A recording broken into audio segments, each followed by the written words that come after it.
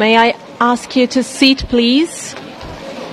Please take a seat so we can start with the hearing. Thank you.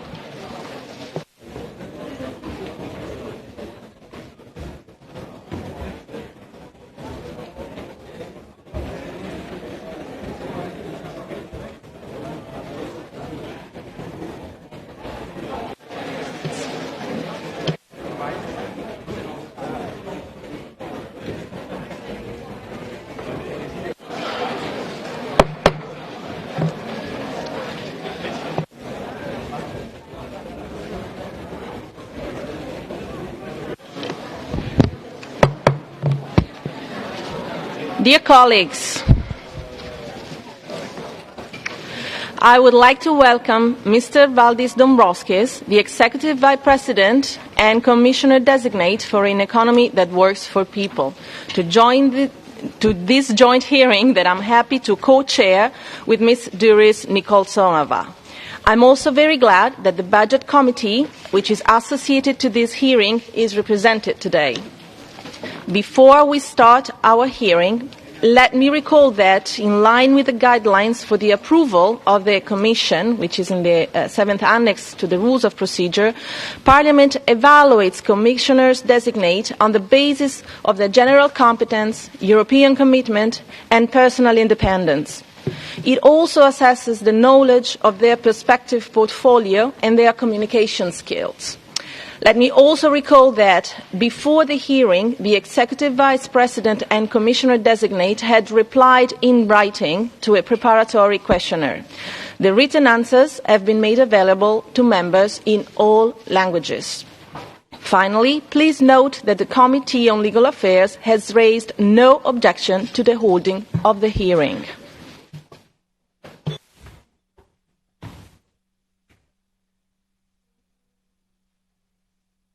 Thank you very much, Madam Tinagli. Let me also warmly welcome Mr. Dombrovskis at this hearing, and let me also introduce you, dear colleagues, to the procedure of today's hearing. First, we will give the floor to Mr. Dombrovskis for his statement, which will last no longer than 15 minutes. Then there will be 25 questions from MEPs in 2 rounds. The first round will consist of 7 questions asked by representatives of political groups. The second round of 18 questions is based on the overall distribution of questions among the political groups, including also representatives from non-attached members. The debate will be held in accordance with slots, each of 5 minutes. And the first will be a question, 1 minute, then the answer for 2 minutes, then follow-up question 1 minute, and then the answer 1 minute. After that, after the debate, Mr. Dombrovskis will also have 5 minutes at the end of the meeting for a closing statement, and we kindly ask all speakers to stay within the time limit in order to make sure each speaker is given equal attention. As you probably know, we have the hammer here, and we are not afraid to use it, so please make sure that you always think about the timing. Please note that the interpretation will be provided in all 23 languages, reflecting the linguistic diversity of our House. I would like to nevertheless remind all speakers that what they say will be need to translate it. Therefore, whatever language you use, please do not speak too quickly. Always think about our interpreters.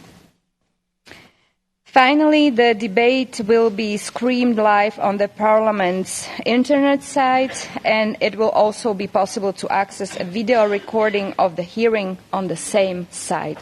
And now I think we can get started. Yes, Mr. Dombrovskis, you have now the floor for 15 minutes presentation. The floor is yours.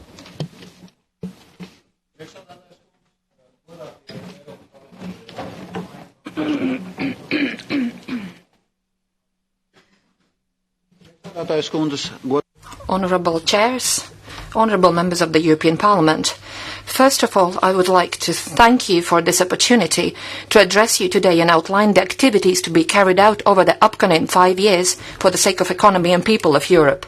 During the past 5 years spent in the position of the Vice President of the European Commission, I have performed my duties in close cooperation with the European Parliament.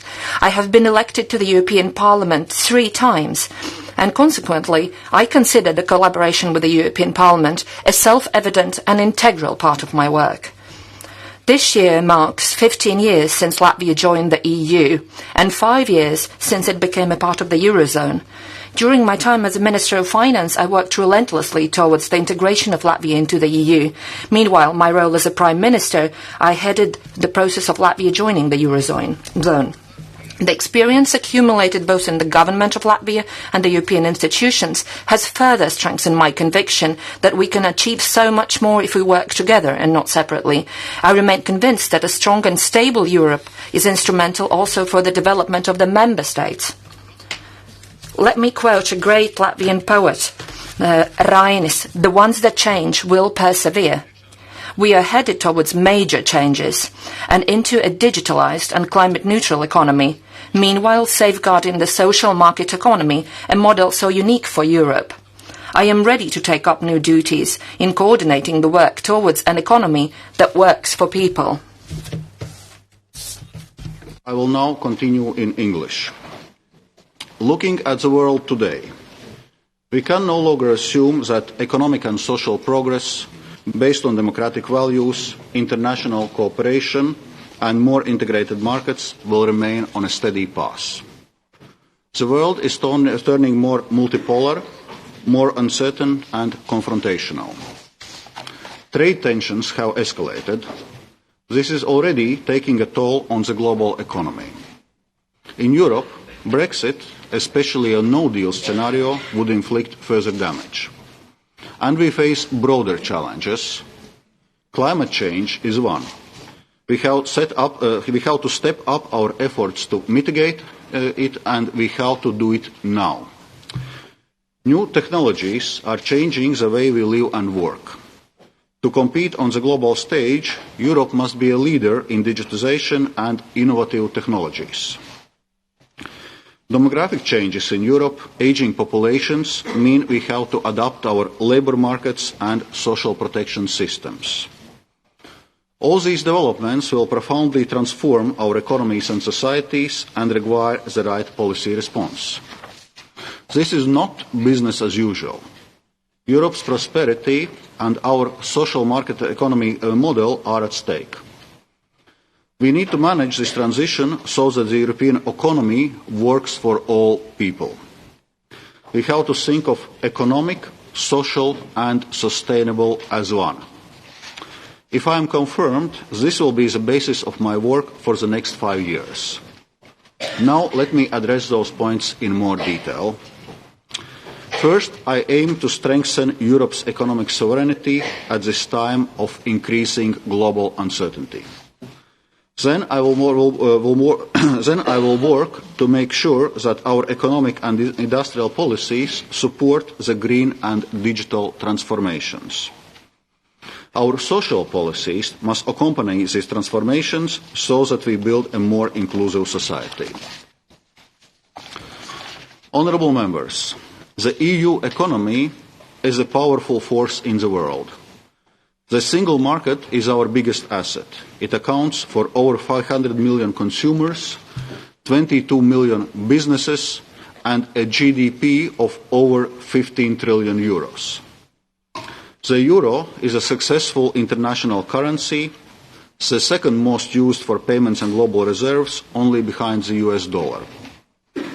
We have strengthened our economic and monetary union. And the euro area remains open, of course, to countries working to join it, like Bulgaria and Croatia. But to leverage the euro area's political and economic weight requires us to push further. I want to reinforce our capacity to act independently. Being a strong and stable economic player will enable us to promote an international rules-based order and counter the trend towards regionalisation in the world. We have to deepen the economic and monetary union. Europe's economic sovereignty is supported by strong national economies. They undergo reforms to keep pace with ongoing transformation. Strong economies build fiscal buffers in good times for later use when economy slows down. This is the aim of the fiscal rules underpinning the Stability and Growth Pact. But the rules have become too complex. We will need a substantial debate to see if there is a broad consensus to simplify them. Economic sovereignty requires that the euro area has solid financial firepower to prevent and fight crises. That means a reformed European stability mechanism and the euro area budgetary instruments for which the Commission has presented legal proposals. We will build on this by developing a European unemployment benefit reinsurance scheme. You cannot have economic sovereignty without a strong financial system. In the previous mandate, we have made significant progress on the banking union and the capital markets union. Europe's banking sector is on a much more solid footing than when we took office in 2014. Banks are better capitalized and more resilient in terms of liquidity. Levels of non-performing loans have fallen by more than half, although they remain too high in some countries. The banking union must now be completed. As part of this, we need to agree on the European deposit insurance scheme to reassure Europeans that their deposits have equal protection wherever they live. Small and medium enterprises are the backbone of Europe's economy. Their innovative capacity and talent are vital assets for Europe's economic sovereignty. However, all too often, they move abroad to scale up. Why are our future champions leaving? One reason is that they find it hard to get market-based financing here.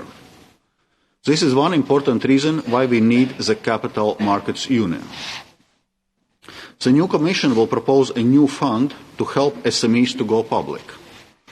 Together with my colleagues, I will propose a strategy to help SMEs to tackle challenges related to the green transition, digitalization, and changing trade patterns. In the next weeks, I will gather policymakers, industry, and consumers to collect new ideas to develop our capital markets. Asserting European sovereignty is also about assuming responsibility for the integrity of our financial sector. President-elect von der Leyen has entrusted me with leading the fight against money laundering. I take this very seriously and look forward to working with our European and international partners. We need to strengthen supervision and enforcement, including across borders. I would see a lot of merit of conferring specific anti-money laundering tasks and their coordination to a union body. Honourable members, my second objective will be to use fiscal, economic and financial policies to support the green and digital transformation. As you know, my colleagues Frans Timmermans and Margaret Vestager will be in charge with managing change in these two policy areas. I'm looking forward to cooperating with them.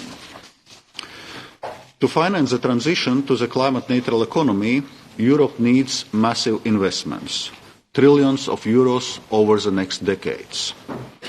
We will need both public and private funding.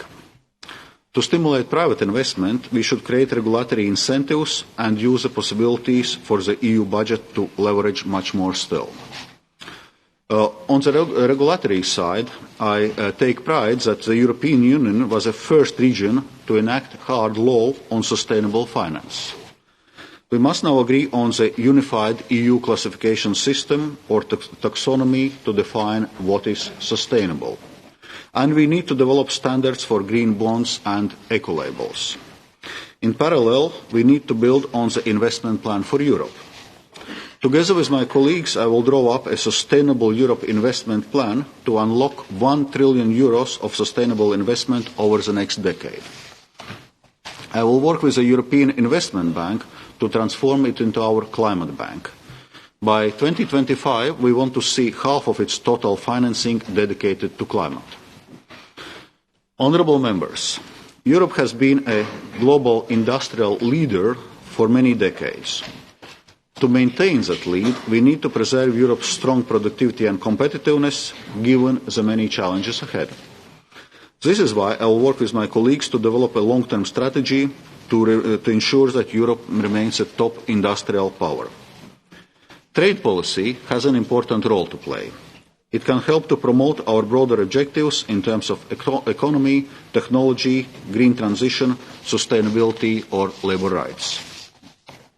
The EU is the world's largest exporter and importer. It must continue to be a global standard setter through an open and fair trade agenda. This is especially true with the advance of the new technologies. In the area of finance, they bring huge potential, for example, by giving consumers better and faster access to finance. I will put forward a new strategy for Europe to get the best out of the Fintech and to compete globally. Instant payments are a good example. At the same time, we must address risks such as unfair competition, cybersecurity, and threats to financial stability. For instance, Europe needs a common approach on crypto assets such as Libra. I intend to propose new legislation on this. Honourable members, the green and digital transformation can only succeed if it is seen as socially fair. This will not happen automatically. So, my third objective is to make sure that our social policies evolve to accompany those transformations. In that way, we will improve people's lives and make sure no one is left behind. We will present an action plan for implementing the European Pillar of Social Rights effectively across the EU. We will also bring forward targeted legal proposals, started with a framework for minimum wages. We must continue to build on the European semester. Social considerations already account for nearly half of our country-specific recommendations. I intend to keep this focus in our future economic governance. We will also integrate the UN Sustainable Development Goals into the semester objectives to promote both inclusive and sustainable growth. During this mandate, we relaunched social dialogue in the EU. Involving social partners fully will be crucial for the digital and green transformation and for putting the European Pillar of Social Rights into effect. Inclusive and sustainable growth is also about ensuring the economic convergence and cohesion of Europe's regions. EU structural funds help us to meet our environmental and innovation goals, to provide upskilling and lifelong learning. And we will help to support the people and regions most affected by green transformation through a new Just Transition Fund. One final point. There is no social fairness without tax fairness. This Commission has put in place more binding reforms on in fair taxation in the last 5 years than in the previous 20. I will keep the fight against tax avoidance high on my agenda, as I did in the last mandate, for example with my proposals on country-by-country reporting. Multinationals must be taxed effectively so that our citizens and SMEs don't have to bear an unfair tax burden. Honourable members, as a member and Vice President of the European Commission, I have always worked in a spirit of collegiality. That will continue. Over the past 5 years, I have worked closely with the European Parliament. If you honour me with your confidence, I would be happy to continue this fruitful relationship. The EU and the world stand on the brink of one of the greatest transitions and transformations in history. Our objective is the same, to deliver an economy that works for people. Thank you very much for your attention, and I look forward to your questions.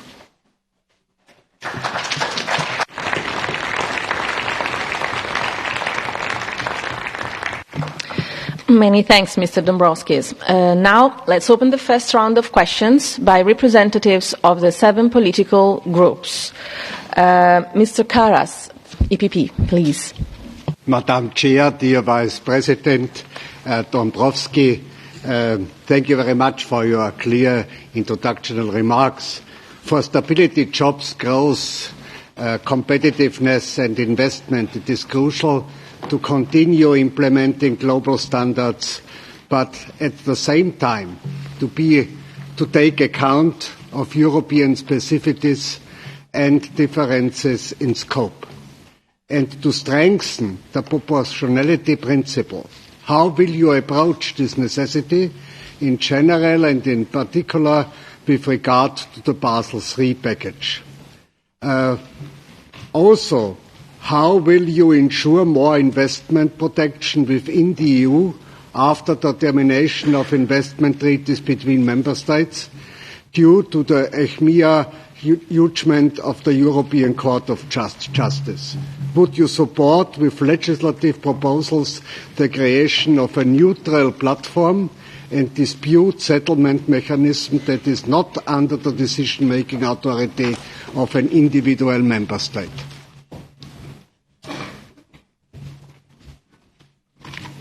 Mr. Karas, thank you very much on those questions. So first on the international level playing field and work on the area of prudential regulation.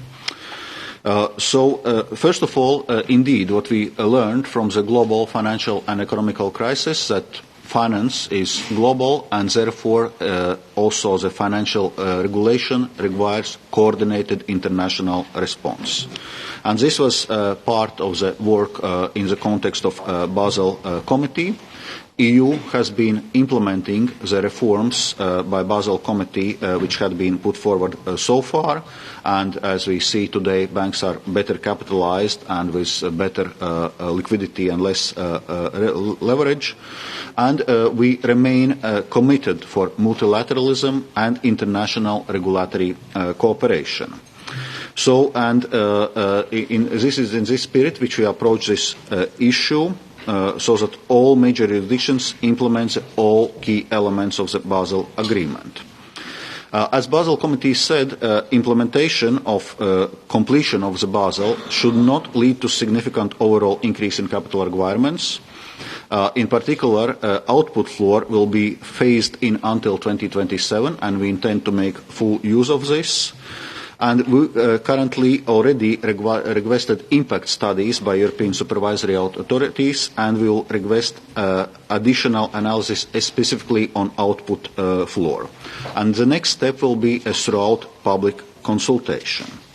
On your second question on ECHMIA judgment and so-called intra-EU BITs, bilateral investment treaties, indeed, according to the judgment, we will need now to close it, and we are currently looking at the ways to further improve investment environment and investment protection in this new context. Follow-up? Yes, Madam President, thank you very much. Secondly, do you know that our banking sector is different to the US and also our economy is different? So for us it is very important to know, will you continue to support the SME supporting factor and also the different banking sector in the European Union? And secondly, how do you intend to ensure that the interest of non-Euro member states are also taken into account in your portfolio, for example, by elaborating on the new reform supporting programme and the Euro budget? Okay, so on the first question, of course, when implementing the Basel III, completion of the Basel III, we will need to take into account European specificities. That's why we do now throughout impact assessment, and that's why we'll have this broad public consultation to take European specificities into account. Specifically on your question on SME supporting factor, we extended its use during this mandate, and yes, will continue to be supportive of SME supporting factor. Then, as regards a question on relations between euros and non-euros in the context of EU budget and specifically budgetary instrument for competitiveness and convergence, we are currently working to find a balanced approach. For example, that non-euros are available, that for non-euros we have availability of a reform delivery tool as an instrument which is in a sense similar for non-euros as it's for euros. Thank you. And now Silva Pereira from the S&D. Thank you, Mrs. Chairman. Mr. Dombrovskis, you're very much welcome here. You will be in charge of coordinating, reforming and refocusing economic governance in the EU, namely the European semester. Of course, we very much welcome your commitment to ensure a stronger voice of this Parliament on economic governance and refocusing the European semester, strengthening its social dimension, the social pillar in particular, and also promoting the Sustainable Development Goals. Now, my question is exactly how are you going to do that? Are we going to have concrete targets on social and environmental policies? Can we envisage binding clauses to promote sustainable investment and sustainable development goals as binding as the ones we have for deficit and debt? Or is it this going to be still a minor dimension of the European semester and the economic governance? Thank you very much for this question on sustainable development goals within the European semester. Indeed, the aim of our economic policy coordination is to achieve sustainable and economic growth, and we will have to look, as I said in the introductory remarks, of economic, social and sustainable issues as one. So this is a logic of integrating sustainable development goals. So there will be a greater focus on environmental sustainability and social inclusiveness in analysis as well as policy recommendations. There should be a regular monitoring of progress towards sustainable development goals targets within the semester. We will also put forward systemic considerations in policies relevant for green transition, like green investment, circular economy, resource efficiency and just transition across all policy sectors. And also when putting focus on national investments, we'll put focus on sustainability, also building on the closer link between European semester and EU structural and investment funds. When we talk on binding clauses in European semester, as you know, we have macroeconomic imbalances procedure, so we'll assessing how to integrate sustainability into macroeconomic imbalances procedure, but we also have binding sustainability targets, for example, emission reduction targets in other policies like in energy union and like in our commitments to implement a Paris Agreement. So it needs to be seen in context of also other policies which will be putting forward in the context of green transition. Any follow-up? Yes, please. Thank you for your answer. One of the major challenges in terms of economic governance will be the response to the current economic slowdown. Now, the European Central Bank is asking for a more supportive fiscal policy, using the fiscal space available in a number of countries.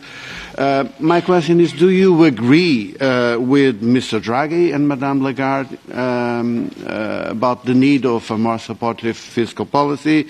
And would you agree to reform the Stability and Growth Pact in order to introduce a golden rule to promote public investment as proposed by the European Fiscal Board? Yeah, Thank you for those questions. First, indeed, as regards the statements of ECB on the response to the slowdown of EU's economy, it's clear that we need to respond also through the fiscal policy. So yes, I agree to this statement, and in fact we'll be having already in coming days a policy debate also in ECOFIN Council and Eurogroup to discuss the right policy response. And as you know, in recent years we have put more emphasis on aggregate euro area fiscal stance as a measure.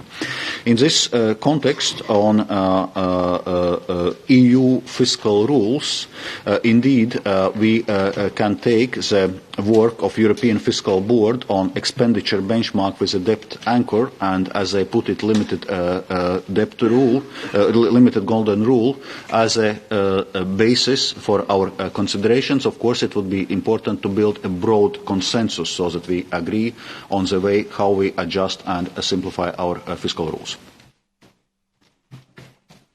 Thank you. Now, Luis Garicano from Renew Europe. Mr. Dombrovskis, it's great to hear your views on what needs to be done. Mario Draghi was here a couple of weeks ago before this committee, and he gave a 12-month deadline to the finalization of the banking union. He said that was the time we need, and we really need to do that because we are facing again the possibility of a crisis, of an economic crisis, and we haven't done what is necessary to avoid the reproduction of the doom loop, which in 2012 threatened to push us into a real catastrophic situation. Breaking the doom loop is the key aim of the banking union, and I don't think we have done what is needed. The proof that we haven't done what is needed is that the banking union is in fact going in reverse. Neither the volume of cross-border loans nor the penetration of banks in other jurisdictions is increasing. In fact, it's actually being reduced, as we can see even with our own eyes looking at individual banks in Europe. What are the pieces that are missing? Clearly, common deposit insurance, which is the proposal you made a little while ago. Second, liquidity and resolution. Third, we need an asset, a safe asset for the Eurozone. All those three things are not done, and those are the crucial changes. Do you commit, Vice President-designate, to pursuing such reforms? Will you work with us, with the Parliament as an ally in trying to accomplish them? Thank you. Thank you very much for this question. Indeed, banking union finalization will be high on European Commission's agenda. So we have two pillars of the banking union already up and running. It's single supervision and single resolution, well underpinned by a single rule book. And the outstanding third pillar is European Deposit Insurance Scheme. So from Commission side, we will continue to work on this, and will continue to look how to break the current deadlock or current very slow progress on EDIS in Council, but also must be said so far in European Parliament. We hope in this context for some positive outcomes from the high-level group set out by the Council, and of course also renewed efforts in European Parliament, and we will be ready to facilitate this by putting, if necessary, new elements on the table to facilitate discussions. Other outstanding elements in banking union, backstop to the single resolution fund, where I would say we are making progress, so one can be positive that we get there. In a context of resolution, a build-up of bail-inable buffers, of so-called MREL, is important element. Liquidity and resolution you mentioned. This is indeed one of our lessons learned from the first cases of application of BRRD, that indeed we need to put a strong, we need to find solution for this issue of liquidity and resolution. So we'll be working together also with Member States and ECB on this. On safe asset, as you know, Commission put forward a legislative proposal on sovereign bond-backed securities. Unfortunately, this work has not been picked up very much in Council, so we will need to see how we can try to reinvigorate this discussion. Any follow-up? Yes, thanks, Mr. Dombrovskis. The most frustrating hearing I think I've ever seen was recently on anti-money laundering legislation. There was very little of a sense that the Commission and the EBA had the tools to proceed, and citizens are really very upset. We've seen the Panama Papers, we've seen the LuxLeaks, we've seen tax advantages given for all sorts of reasons, or tax darkness. Will you commit to make a proposal here for the establishment of a single financial intelligence mechanism with effective EU-wide jurisdiction to combat money laundering and financial crime within the first 100 days of your mandate? Well, as regards anti-money laundering, indeed, we have one of the strictest rules internationally on money laundering, our anti-money laundering directives, but at the same time enforcement is largely national. And as recent money laundering scandals across the EU have shown, that it's uneven. Therefore, as I already said in introduction, I see lots of merit of confirming specific anti-money laundering tasks and their coordination to the union body.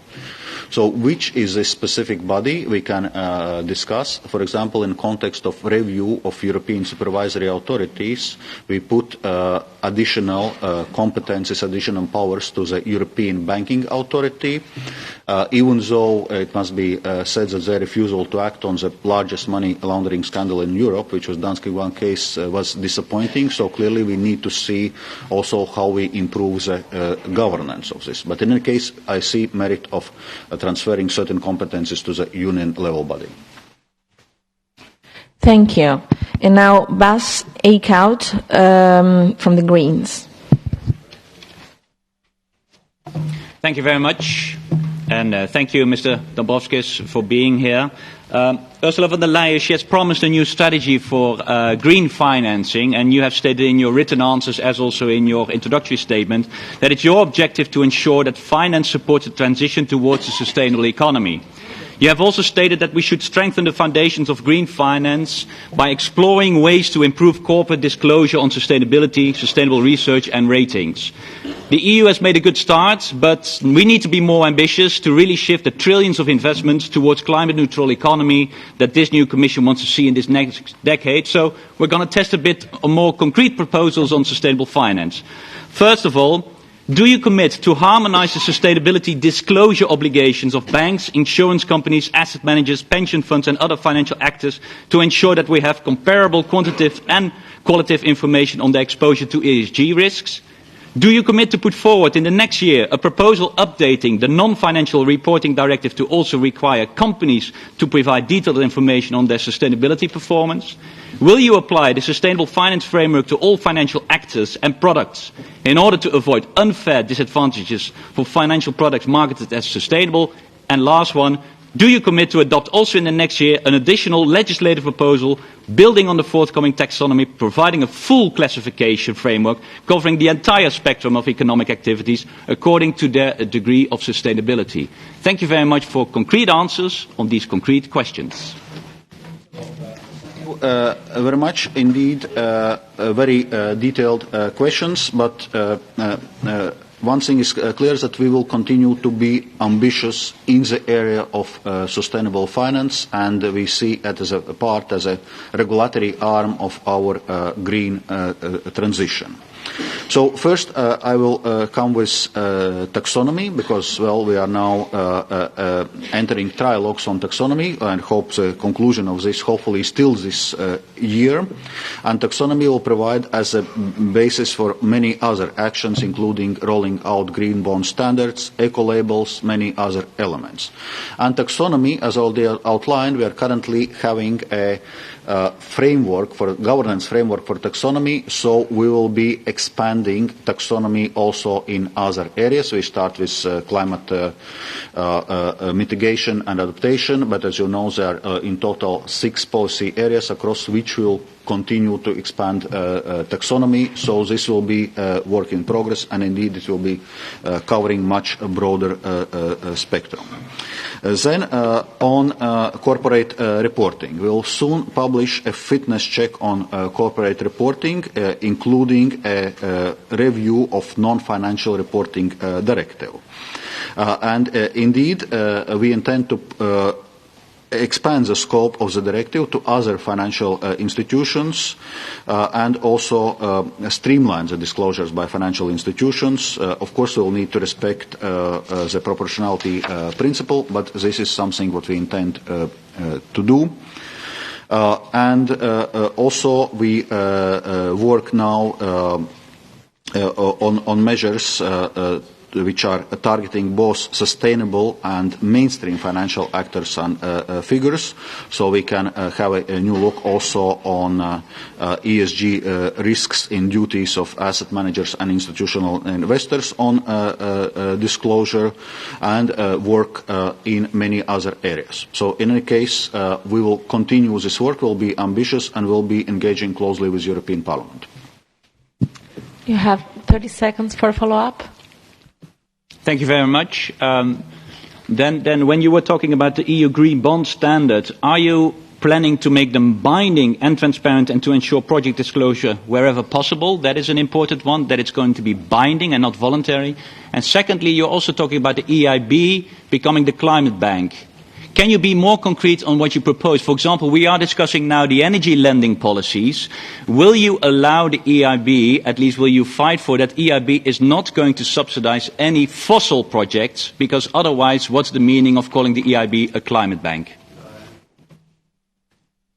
Well, maybe let me start with this EIB part. I would say the flagship part of turning EIB into climate bank is to increase the share of its financing, which is dedicated to climate, from current 25% to 50%. So that's the first important step.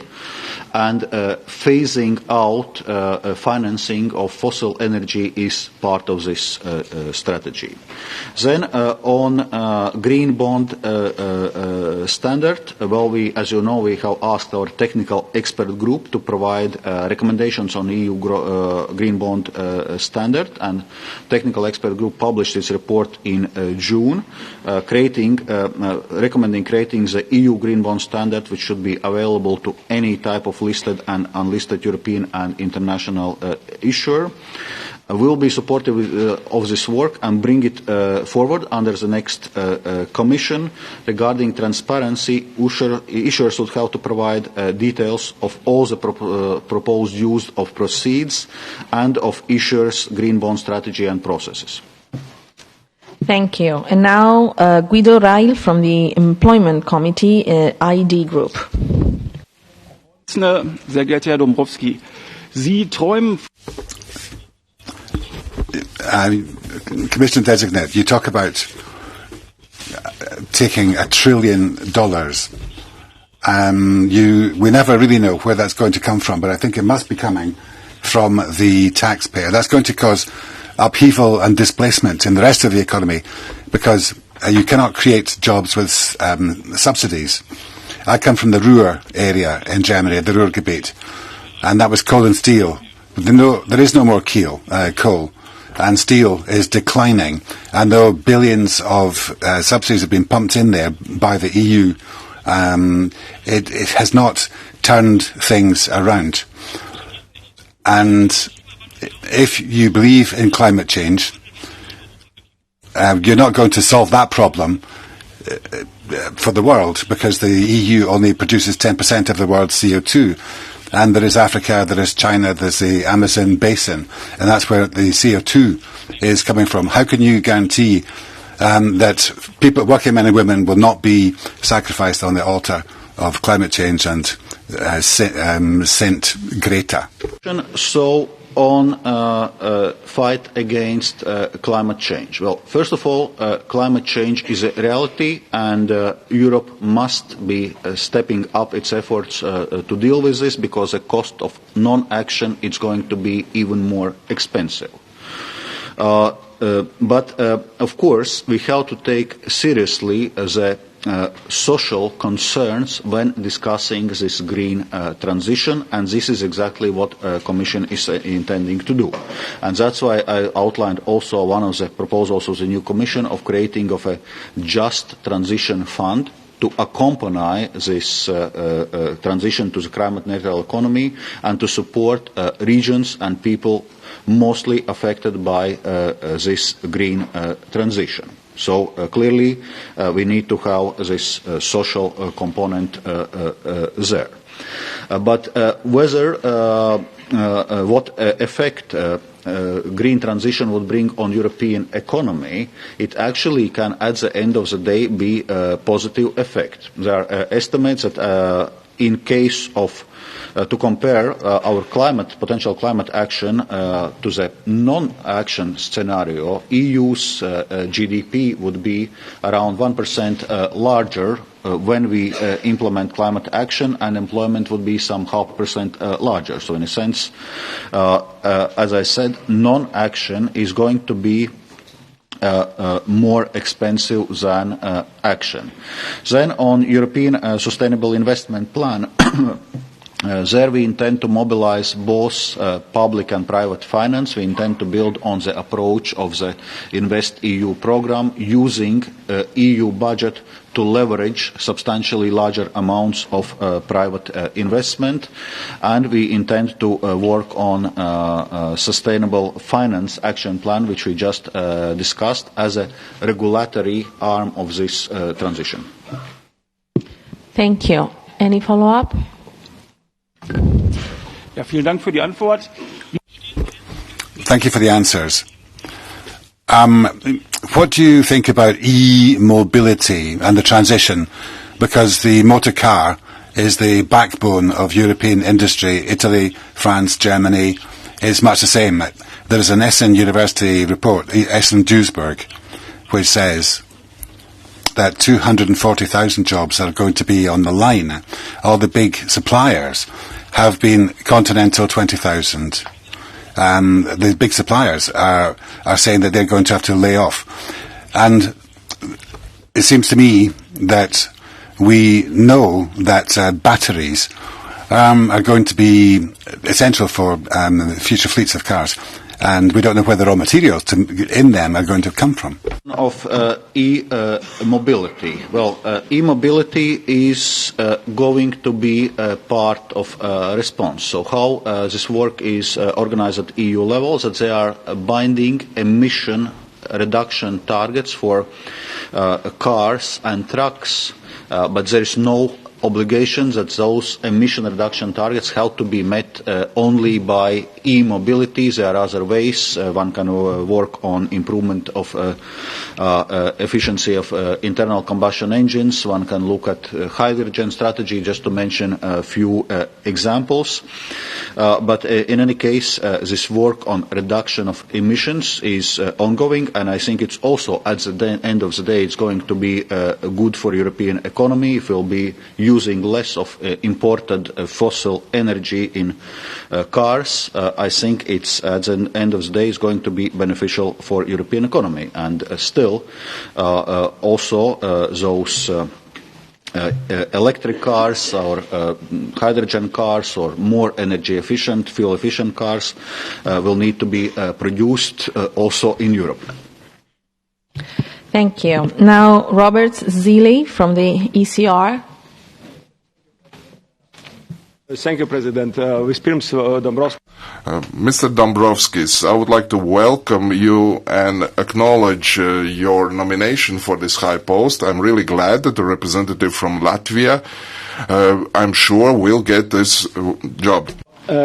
Well, first of all, about your portfolio, an economy that works for people. Normally, for centuries, we know that people are working and economy is growing. Of course, we have a solidarity issue, like already you mentioned, about of social aim of economy as well, and also sustainability. But at the same time, I think the political message of your portfolio, which was not decided by you, as I understand, it shows that something works for us. And it's a bit confusing message, I think, to EU. We have to be competitive in a global market, and this is, I think, it's political message which is very important also from ECR point of view. ECR was always pro-single market-oriented group and will continue like that, even we are a far-center group, as you see now, but you can rely on our help for any issues. I will coming back to a question which was already asked partly by Renew Europe, a representative on anti-money laundering issue. According to Europol, barely 1% of criminal proceeds generated in the EU are confiscated by relevant authorities, while only 0.5% of all transactions reviewed by compliance officers in the banking sector ever lead to a criminal investigations. There is fragmentation of how rules are worked in different member states, and as we know, this is not the issues, and only money laundering issues happened around the Baltic Sea coast. It's not true. You know that the biggest EU banks are paid significant amount of money as a penalties to US and so on. That's why I think it's, even if it's not central body which works with in EU, it works for anti-money laundering issues, particularly on financially intelligent units. But do you see some kind possible improvement to cooperate, to more be cohesive approach for those units working in this sector? Thank you very much. Thank you, Mr. Zile, for your nice words and the question, and I will respond in English. Switch back to English. Well, first on the question of economy that works for people. Well, there, I think the emphasis or the message from this is clear, that we want to put a strong focus on inclusive and sustainable growth, that we want to see a strong link between economic development, social and sustainability. Because it's true that we do not need economic growth for the sake of economic growth, but for the sake of well-being of the people. Therefore, we need to see that economic growth translates in tangible benefits for all Europeans. Then, on your question on anti-money laundering, indeed, we touched upon this issue already, that the application of EU anti-money laundering rules has been uneven across the EU, and therefore we need to rethink how our framework is working. And in this context, indeed, we see lots of merit conferring certain anti-money laundering tasks and their coordination to the Union body. Already now we have strengthened the competences of European Banking Authority, which can first basically require that national authorities are investigating possible breaches in this area, or, as a last resort, adopt a decision directly related to the bank or other financial sector player in case of inaction of national competent authorities. Well, those powers are still to enter into force, so we'll need to see how they will work in practice, but clearly we are ready to work further in this area. Thank you. I'm afraid we have no time for follow-up because the question was over 2 minutes. I'm sorry. Dimitris Papadimoulis from the GUE.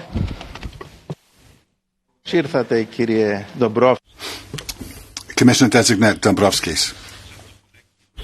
Looking at the title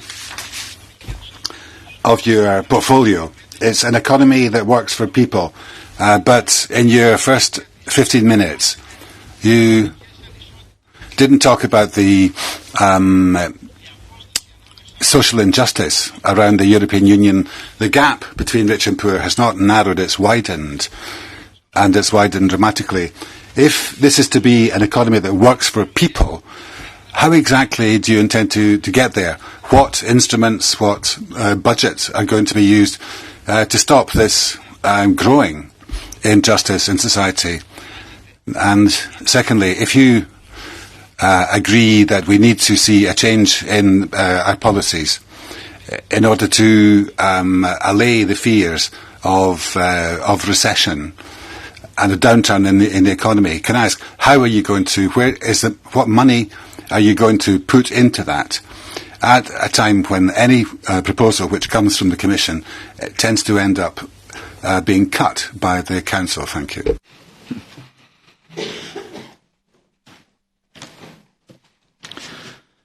Well, on the first question on economy that works for people, once again to emphasize this issue of inclusive growth. And this has been a focus already during this Commission, and we will continue to work in this direction during the next Commission. If you look already now in our economic governance in European semester, almost half of all recommendations, 44% of all recommendations are devoted to social and employment issues. And this dimension has been strengthened substantially in recent years.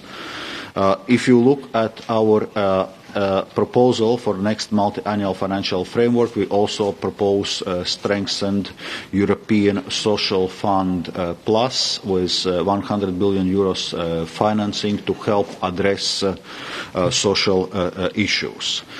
If you look at our advice also in other policy areas like taxation, also there is emphasis on the reduction of, for example, taxation of especially low-paid labor and shifting tax burden to other tax bases less detrimental to growth. So you can look at, across many different policy areas. Well, as regards economic downturn, indeed, it will require policy response also at EU level, and we already touched upon this, that one side of the coin is monetary policy, which is performed by ECB. Another side is fiscal policy, where our approach is in any case that we need to continue with the use of flexibility within the rules of Stability and Growth Pact, especially to allow for situations of potential economic downturn. Any follow-up? Thank you very much. Mr. Dombrovskis, are you prepared to work hand in hand with the European Parliament, where necessary, to put up a united front in order to resist the Council in those important areas? Because listening to your remarks today, or Mr. Timmermans with the Green New Deal, or Mrs. Vestager on the digital transition, how are we going to fund all of that with only 1%, with a 1% cap on the EU budget? Are we going to have a European-based FBI, which is really going to get to grips with organised crime? Is that going to be possible? As understood, the question was concerning the next multi-annual financial framework, where indeed the Commission has put forward a proposal which is substantially larger than 1% of EU GNI, so it's 1.11% of EU GNI, to compare with the current level of 1.03. Well, it's in a context of Brexit. EU's GNI also is going to be smaller post-Brexit, so it doesn't mean such a substantial de facto increase. So it's more like a reaction on the Brexit. Of course, we know that European Parliament has a much more ambitious approach of 1.3% of GNI for the next MFF, whereas if you look discussions in a council, then even Commission's relatively modest proposal of 1.11 for a number of countries seemed to be too much. And clearly, I think we will be working closely with the European Parliament to defend the Commission proposal and to see what additional elements are needed and how they can be integrated within the MFF framework, for example, the Just Transition Fund. Thank you. Now I give the floor to Mrs. Nikolsonova for the second round. Yes, thank you very much. So we have 90 minutes, 18 speakers, and we start with Madam Vaidere from EPP. 1 minute for your question. Thank you very much. Godātais Dombrovskis. Mr. Dombrovskis, dear Valdis, as you mentioned, euro is a successful currency. However, it has competition. So I would like to find out more about an issue that is interesting for many innovative-oriented people, cryptocurrencies. Because currently, the regulation for crypto assets creates a risk that certain countries, like Malta, for example, are already adopting their own rules, while on EU level, we still are investigating the possibilities. When you announced initially that you will review the existing legislation, today you said that you want to work on the legislation in this aspect, but how do we maximize the potential of these new assets? How do we deal with new challenges, like the Facebook proposal to have this new currency, Libra?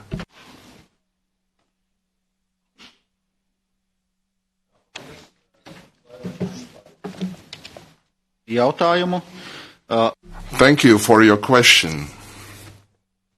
As for the virtual currencies, we're calling it crypto assets actually, because there is only one currency in the Eurozone, namely euro. But if we discuss these crypto assets, as you said correctly, we carried out investigation, looking into the regulatory framework, how can it be used. And at the beginning of this year, we received suggestions from the supervisory institutions, and we are currently working on creating a regulatory framework for crypto assets. So this issue will definitely be a topical one.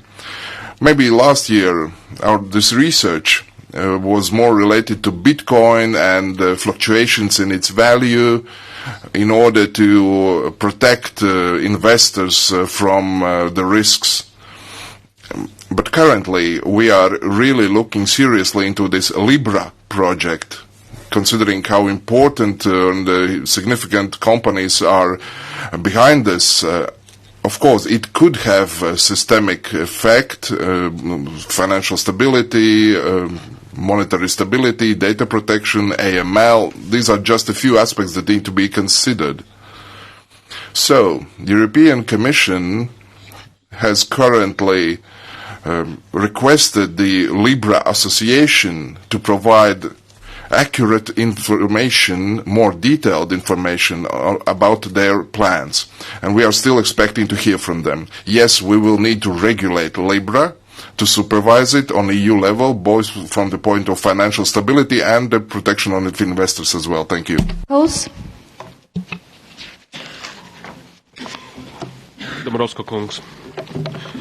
Honorable Dombrovskis.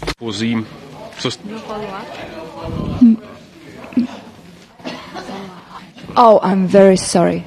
Excuse me, my mistake. I'm very sorry, Madam Vaidere.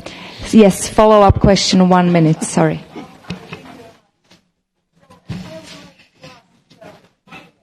Mic for the speaker, please.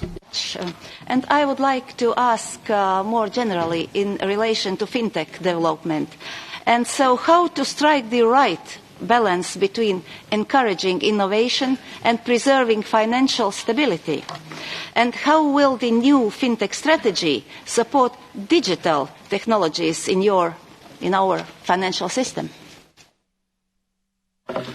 As regards Fintech action plan, indeed we now will come forward with a renewed Fintech action plan, and already in our regional plan, this was a key question to strike the right balance between promoting innovation and addressing potential risks.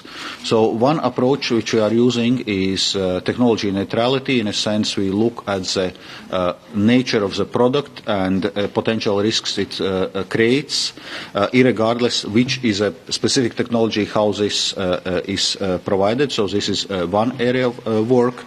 Then I would emphasize also the possibility of scaling up across the EU.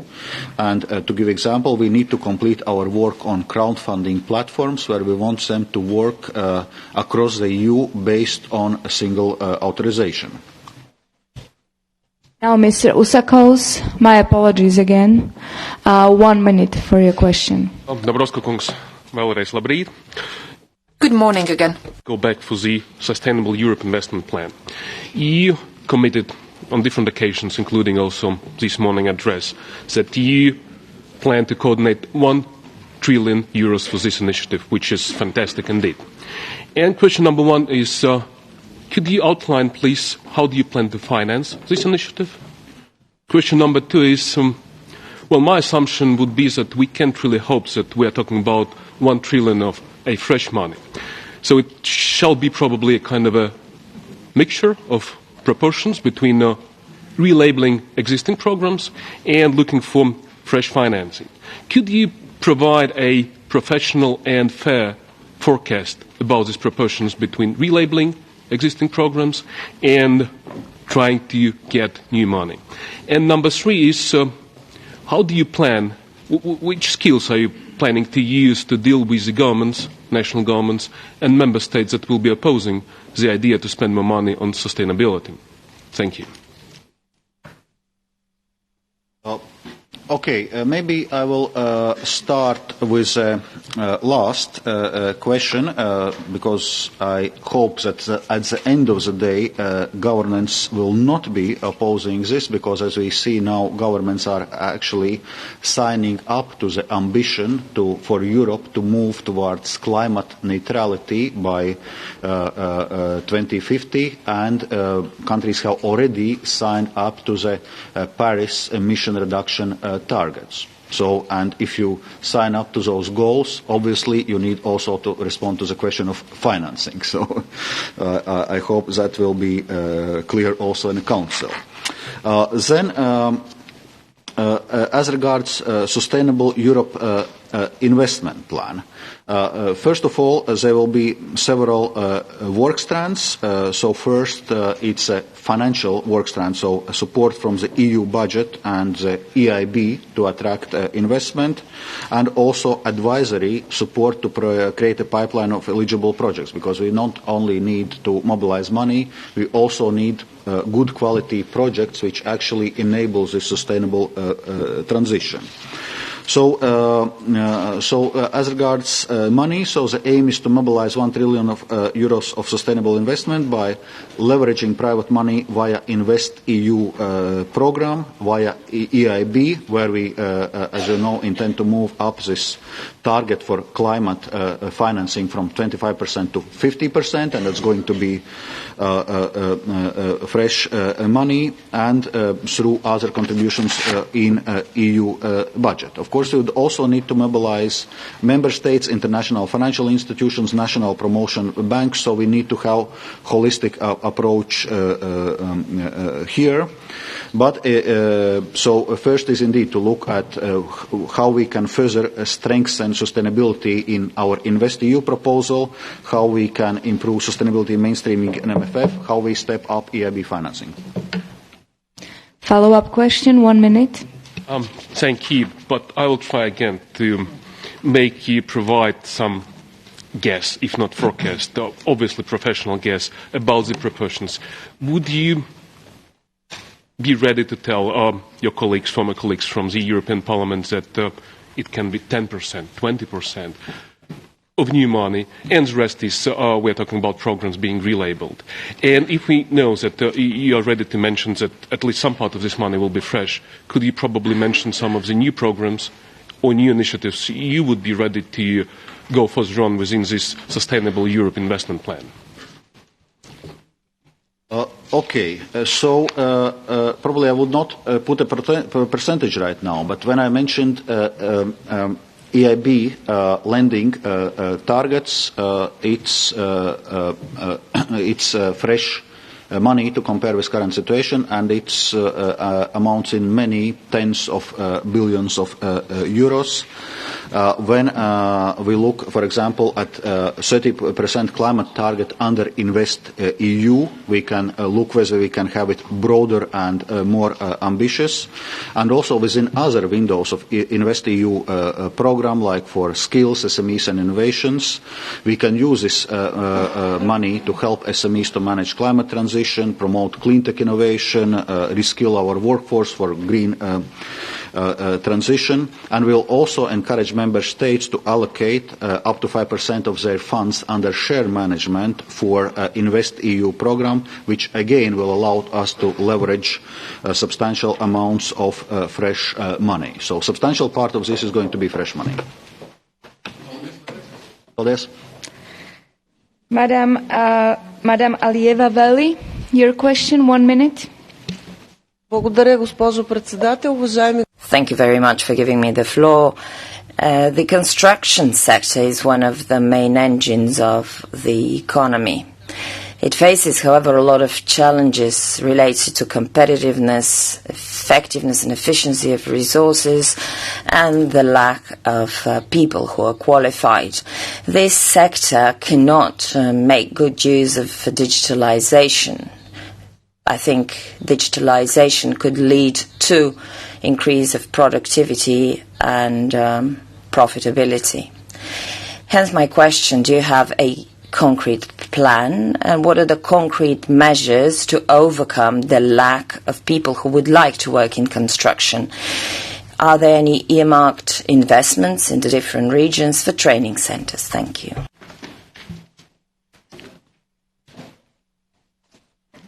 As regards construction sector indeed faces significant skills needs.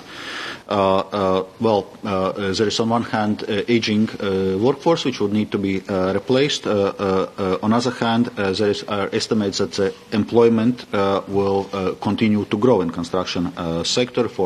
There are some estimates for 2021-25 of 0.4% growth in employment. And of course it's particularly relevant for countries where actually many workers are leaving. Because the construction sector has been traditionally the sector with highest percentage of posted workers, so some 40% of posted workers of all amount was in a construction sector. So important element to address this labor shortage is skills. And skills which will be needed in the construction sector also will need to change to meet the needs of green and energy efficient buildings and also to support still digital transformation in more efficient transport sectors.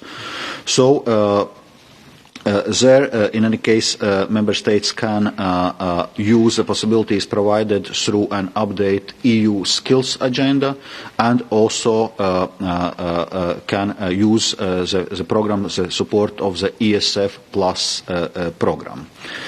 And we think social dialogue is also important to address social challenges in construction sector, and so we intend to work closely with European Social Dialogue Committee for Construction, and they are particularly active, once again, in areas like skills development, labor law, youth employment, vocational training, health and safety of work, and labor mobility. Thank you. Follow-up question, 1 minute. Thank you. There's a hot topic now about the Green Deal. What measures would you take so as to encourage construction workers to be part of a common European platform to reduce the ecological footprint throughout the construction process? How would you enhance the environmental standards in construction, and in order to have clear indicators for the quality of construction? That is all in the context of climate change and the preservation of the environment. Thank you. On this, as I already mentioned, standards for buildings are also changing, so we are moving towards more energy efficient and passive buildings, and of course construction processes and practices, construction materials will need to reflect those changes. So construction sector clearly will be important part of European Green Deal because as we know buildings is actually one of the largest, if not the largest, sources of emissions in the EU.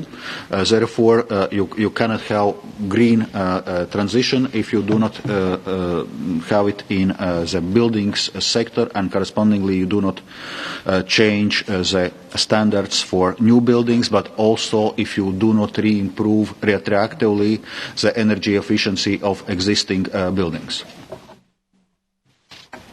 Madam Skitterell, your question, 1 minute. Mr. Dombrovskis, as Vice President of the Juncker Commission, you have relaunched the social dialogue with promising results. The importance of social dialogue for a well-functioning, flexible and effective labour market cannot be emphasised enough.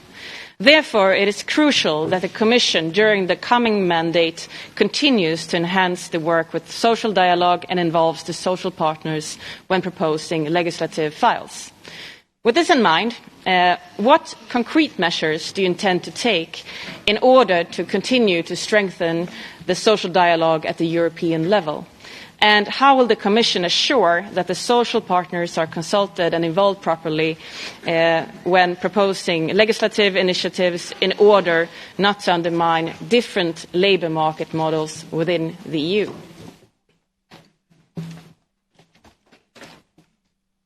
Well, as regards social dialogue, indeed, this Commission made a new start for social dialogue, and well, I had the honor to be the first member of European Commission to be formally responsible for social dialogue. And we intend to continue to develop social dialogue. It's also clearly reflected in European Pillar of Social Right, the Principle 8 of European Pillar.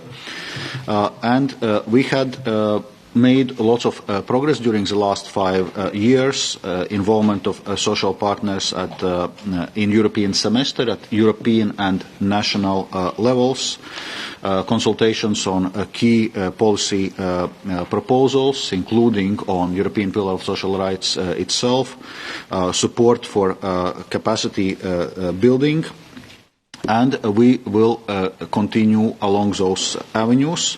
We also need to strengthen effectiveness and functioning of cross-industry and sectoral social dialogue. And one area I look forward is also autonomous agreement on digitalization, because also social partners work in this area, that they need to update the working relations to the digital era. And clearly, when we are coming with EU legislation in this area, we had always very strongly emphasized that we want to respect collective bargaining models in different member states, especially where those models work very well, like in Nordic countries. And when we are coming with different initiatives, this is our guiding principle and will be so in the future. Follow-up question? Thank you for your answer. And as you mentioned here, another aspect which plays into mind in this situation is also the digitalization. And I would like to know what measures could be taken to make sure that workers that are engaged in new forms of employment, such as platform workers, to get proper protection and decent living conditions, while making sure not to undermine the growth potential in these new services or obstruct the digital transformation of our society. We know that many of these people are self-employed.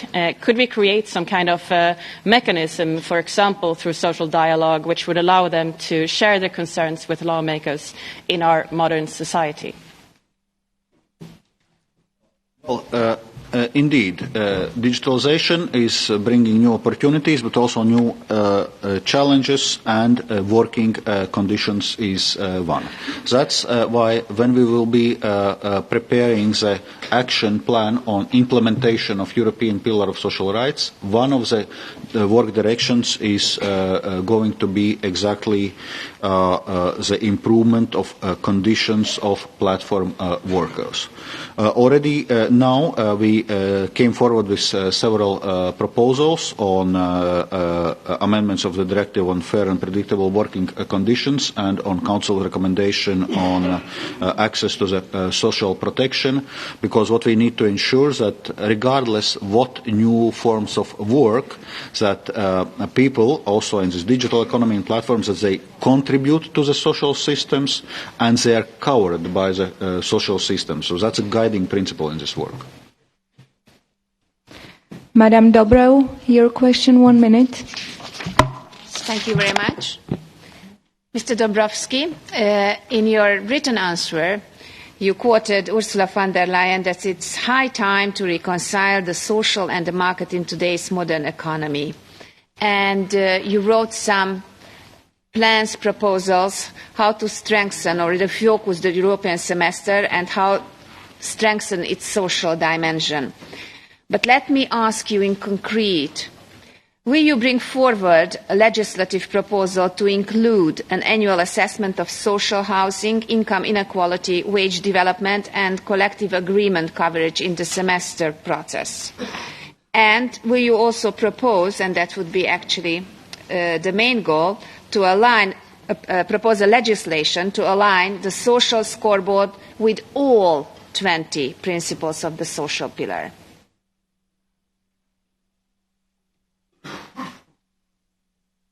Well, thank you very much for this question. So, first, on the social dimension of European semester, it has been substantially strengthened in previous years.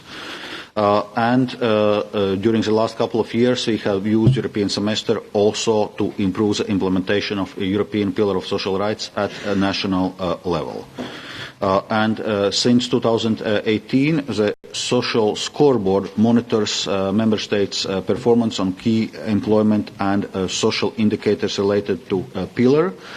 Whether we can extend it, it's certainly something we can look at in the context of preparing the action plan of implementation of European Pillar of Social Rights. Whether we need legislative amendments, for example, to monitor social housing, income inequality, wage development, or other things. Actually, this is what we already are doing within the context of European semester. There probably we need to discuss more in depth what's the background of the question. But to cover the social dimension and to cover the sustainable development goals in the European semester, it's definitely something we can do already now, and that's exactly our intention on how to move forward.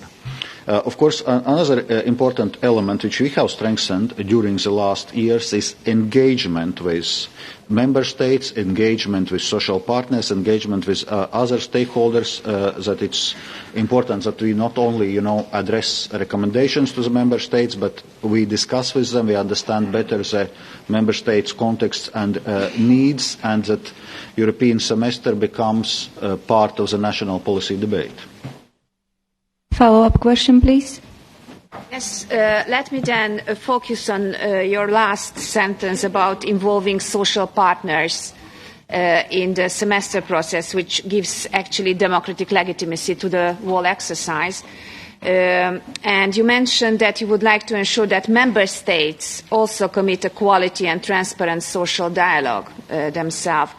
So again, concretely, will you come up with a legal proposal for a framework for information, consultation, board-level representation in order to make this process, and especially the social pillar part of the semester process, a transparent and democratic process? More transparent. Mm-hmm. First of all, the principle of involvement of social partners and the role of the social partners is already enshrined in the EU treaty and secondary legislation. Of course, we are open to discuss possible legislative amendments there. But as regards European semester, social partners are already involved in European semester, so this is something we intend to continue de facto, and also we continue not only to do it ourselves at European level, but we encourage member states to do it at the national level. There had been a number of country-specific recommendations addressed to countries to involve social partners when preparing documents relevant to the semester. And we actually have also asked member states to provide information how they are involving social partners when preparing relevant documents. Madam Ždanoka, your question, 1 minute. Mr. Dombrovskis, you are the Vice President designate for the position of economy that works for people. But up to now we hear a lot of economy and not enough about the people, many of whom are listening now to these hearings and waiting from the Commission indeed to work for them and to feel that improving their social situation is a driving force behind the legislative work. These social issues are extremely important for the whole European Union, but especially for country we both represent, Latvia, as well as for those countries where governments are totally ignoring the calls for social guarantees until they are established on the whole European level. And therefore, my question is, will you commit to carry out social impact assessments for all major legislative proposals and veto those that would have a negative social impact?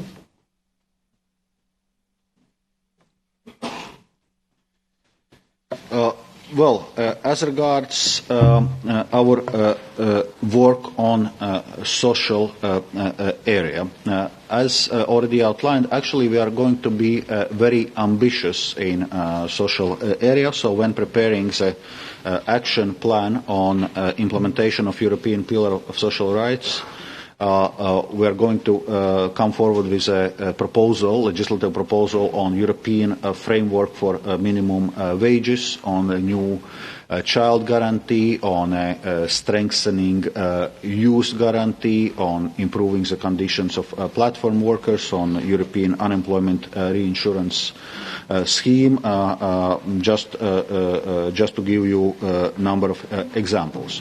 So one can be sure that the European Commission is going to be ambitious in the social area in the next 5 years. And as regards the question of social impact assessments, already now we are doing impact assessments of all our legislative proposals in line with the principles of what we call better regulation, and of course social impact is part of this overall impact assessment. And also when, for example, we were preparing the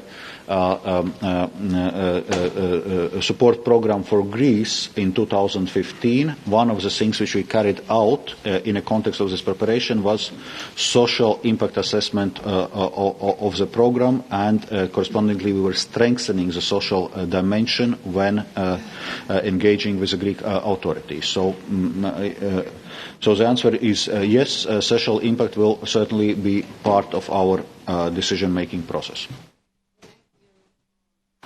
Follow-up question? Yes, thank you for the yes answer, since the question was just simple, yes or not. But this yes has to be enlarged by the position that these minimum wages, as well as common rules for unemployment benefits etc., will be established on the whole European level. That is the problem, I guess, you have to tackle, and which was mentioned in Mrs. van der Leyen proposals.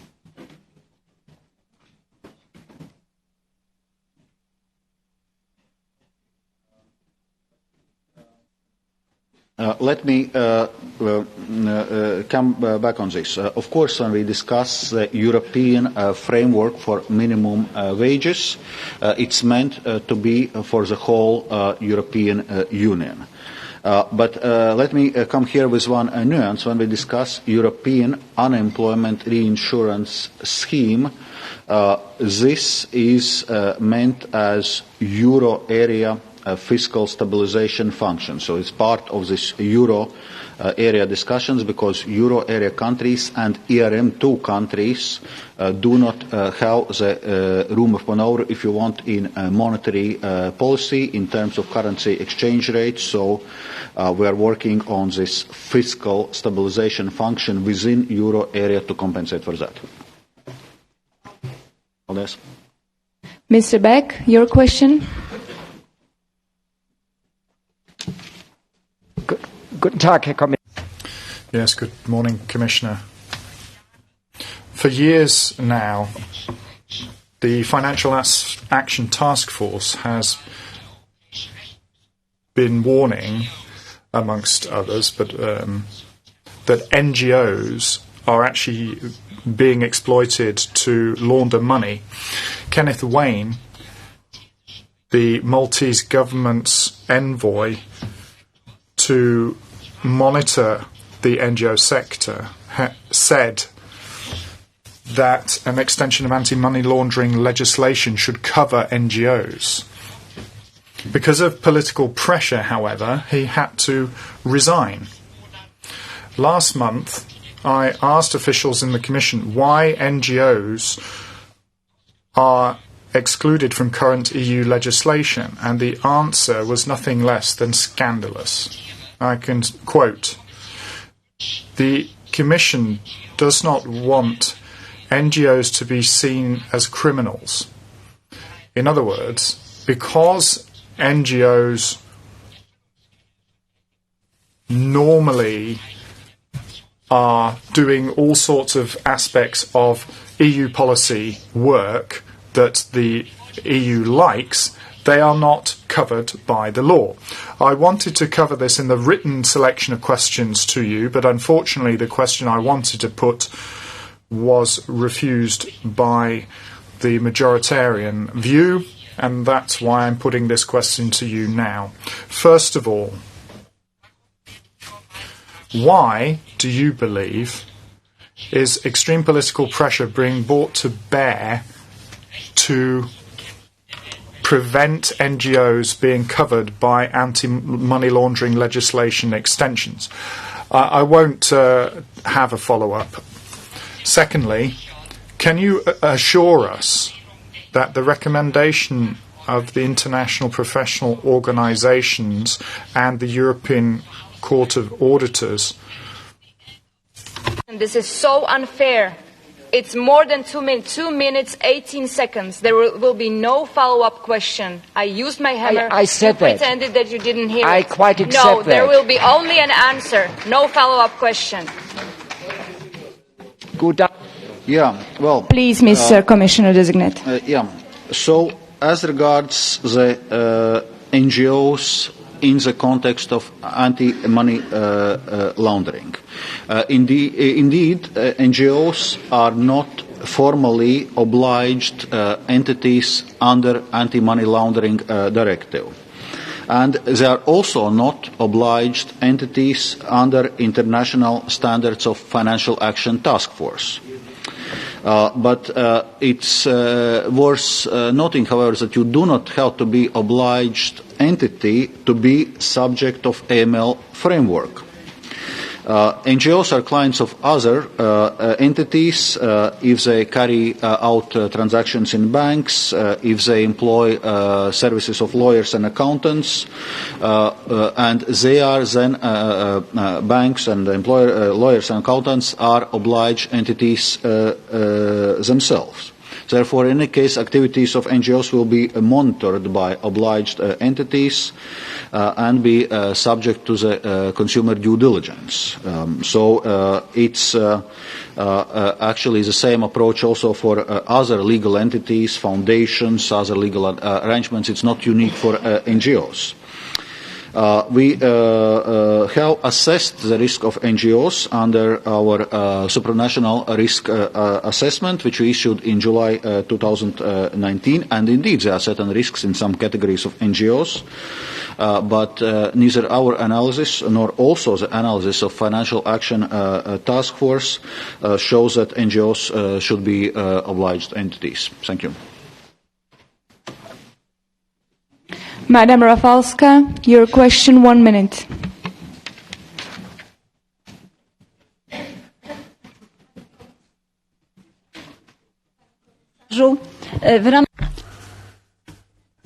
Commissioner-elect, under your portfolio, you're responsible for coordination of the European Pillar for Social Rights, and one of the main components of this pillar is ensuring equal opportunity for all. Now, despite the development of digitalization, technological modernization and improvement, we are confronted with the fact that many Europeans are on the wrong side of the digital divide. There are 40% of them who don't know how to use computers. There are some countries where it's even 70% who don't have access to many IT services. They're not on the internet. They're socially and economically excluded. This, of course, includes mostly the elderly and people with disabilities. So what would you intend to do to reduce this digital divide and the digital exclusion? Thank you. Well, indeed, as regards the question of digital divide and digital exclusion, it's going to be a important part of our agenda on digital transformation, because clearly, when our economy, society will get more digital, people will need digital skills, and this is an important part of our skills agenda. Because to equip people for the digital age, you obviously need digital skills, and there clearly is a shortage. There are different estimates and surveys that somewhere around 30% of our people lack the digital skills for the adequate level for their employment needs. Some 10% lack digital skills completely. So there is a first and foremost skills gap which needs to be addressed if we want to have successful digital transition. And it concerns both our education system, but it also concerns the concept of lifelong learning, reskilling and upskilling throughout working life. And if we discuss a digital divide, I would reiterate another concern which we have in the Commission in the context of the digital divide is work conditions of workers in a digital economy, especially as we discuss platform economies, and the European Commission is also going to act on this. Thank you. Follow-up question, 1 minute. Commissioner, we've also talked about the importance of improving access to digitalization, improving the basic skills, but another challenge is keeping up with the quickly changing challenge of digitalization, because this can result in different types of exclusion. And there are also exclusions from the marketplace, the job marketplace. Do you think that that is a danger for our economies, and how can we deal with it? Thank you. As regards the question of exclusion, I would say in this context it's closely linked with the question of skills. Why people are potentially excluded from the labor market, that they do not have necessary digital skills to be successful in that labor market. So which brings us back to the questions of our skills agenda.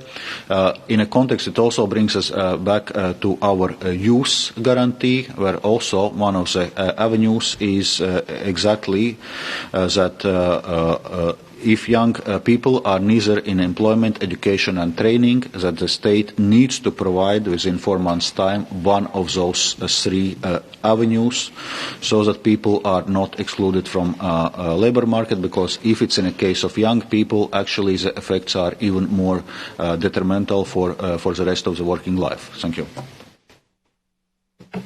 Mr. Zdechovský, your question, 1 minute. Thank you, Madam Chair, for giving me the floor. Dear Mr. Commissioner Designate, with regard to the social pillar, we often mention the aim of a fair, functioning and accessible European labour market that would ensure new and better rules to our citizens. What specific legislative or non-legislative initiatives in the area of the labour market and social affairs do you plan in cooperation with Commissioner Schmidt, and in what schedule, until when? And when will you ensure that the right to fair wages and also health care will have the same priority as ambitious economic goals?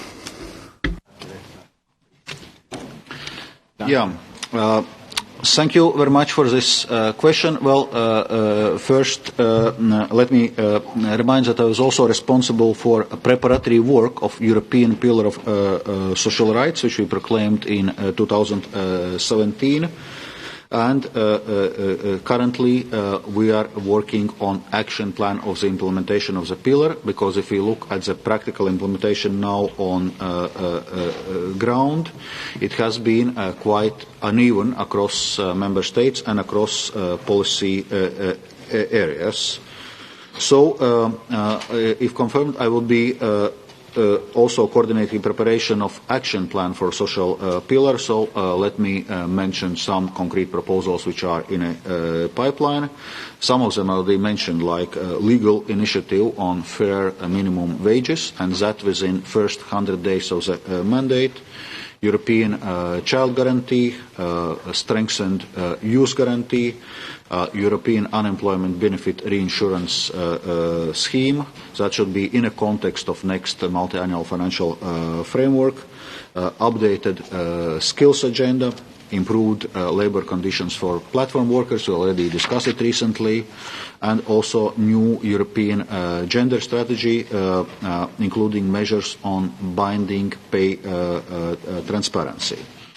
Of course, this would need to be accompanied by our work in European semester, so to improve implementation at the national level, and it needs to be accompanied by resources in the next multi-annual financial framework, where we have a proposal of more than 100 billion euros for the new European Social Fund Plus.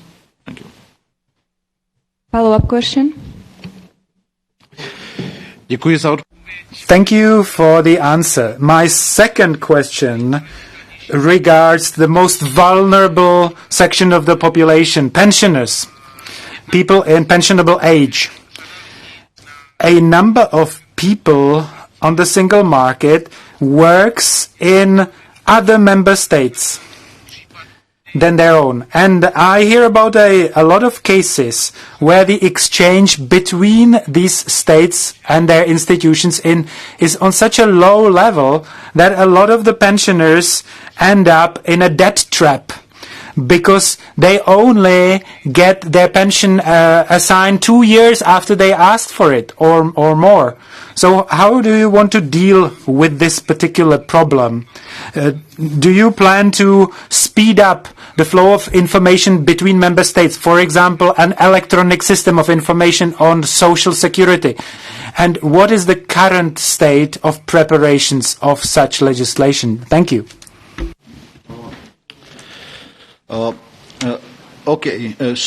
Indeed, when we look at the questions related to pensions and pensions rights, one of the aspects which we are looking is portability of pensions in cross-border situations.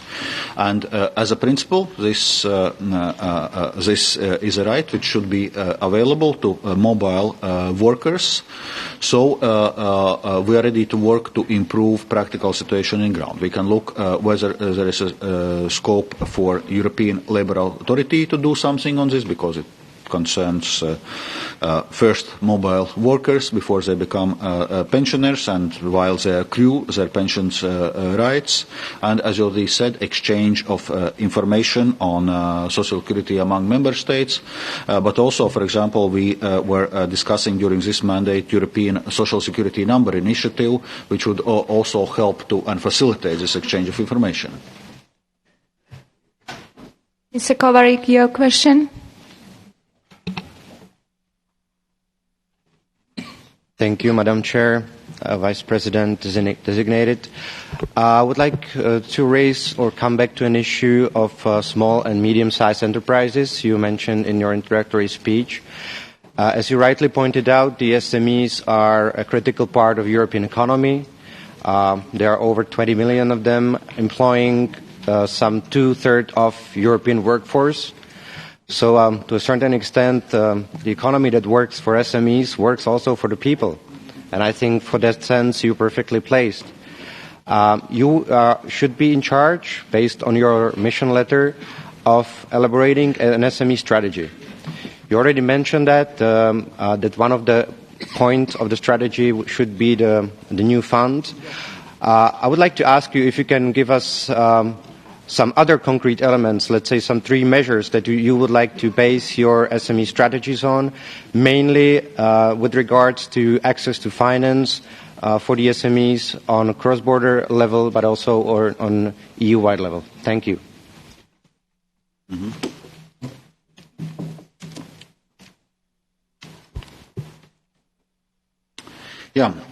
Thank you very much for this question. Indeed, together with my colleague Margaret Vestager, will be coordinating the work with a number of commissioners on SME strategy. And I would say it's a broad strategy which covers number of aspects, access to finance being only one of the aspects, but also to help SMEs to cope with green and digital transformations of our economy, looking also at the administrative burden, principle of proportionality, which is especially important for SMEs. But to come specifically to the access to finance to SMEs, there are some initiatives which already take during this mandate, for example, extending the scope of SME supporting factor to all loans to the SMEs, so that to facilitate bank lending to SMEs, and working in a context of capital markets union to improve access to SMEs for capital markets, for upscaling, for access to so-called growth markets, simplifying prospectus requirements for SMEs. So concrete new initiative which we intend to put forward in the next Commission is a dedicated fund, public-private fund, to support initial public offerings of the SMEs. As a concrete example, how we intend to facilitate SMEs access to finance, and of course we still need to look in conditions and cost of access of SMEs to the regular capital markets. Follow-up question, please. Thank you. Thank you for the answer. With my follow-up questions, I would like to come back to the issue of anti-money laundering. I think we already mentioned that part. But I would like to invite you to bring us a little bit beyond of your mission letter and the written answers we already saw, and maybe give us a little bit more details on what exact specific supervisory tasks you would like to consider to be dealt with on the European Union level when it comes to anti-money laundering. And in this regard, I would like to ask you about how exactly will the Commission services now be organized when it comes to this issue after basically the transfer of the competences from the DG Justice to your services, and if you can give us more details of how exactly you would like to handle the issue within your services, and how exactly you would like to enhance the information sharing, which seems to be one of the key issues that is lacking right now. Thank you. As regards specific supervisory tasks to be transferred to the EU level, we already showed some way forward with our proposal on review of European supervisory authorities. So on one hand, it's a authority of EU level body, in this case European Banking Authority, to demand action from national competent authority, and in a case of non-action, possibility to apply a decision directly to the financial market participant. So those new powers to European Banking Authority are already there, but they will enter into force, if I'm not mistaken, from 2021. So, we see that there is a scope definitely for more coordination at EU level, exchange of information, using best practices, but in case of non-cooperative approach, there needs to be also a possibility for authorities to act directly. Sorry. Mr. Radachowski, your question, 1 minute.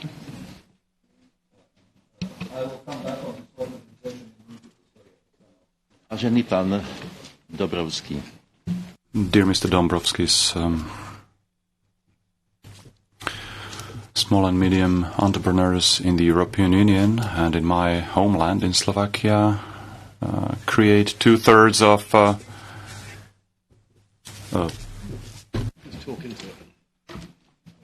Excuse me. Vážený pan Dombrovskis. Okay, once again, dear Mr. Dombrovskis, medium and small entrepreneurs in the European Union and in my homeland in Slovakia are responsible for creating 2/3 of all jobs. It is clear that any Brexit scenario, if it happens, will certainly have an impact on the market and on the business of these small and medium enterprises.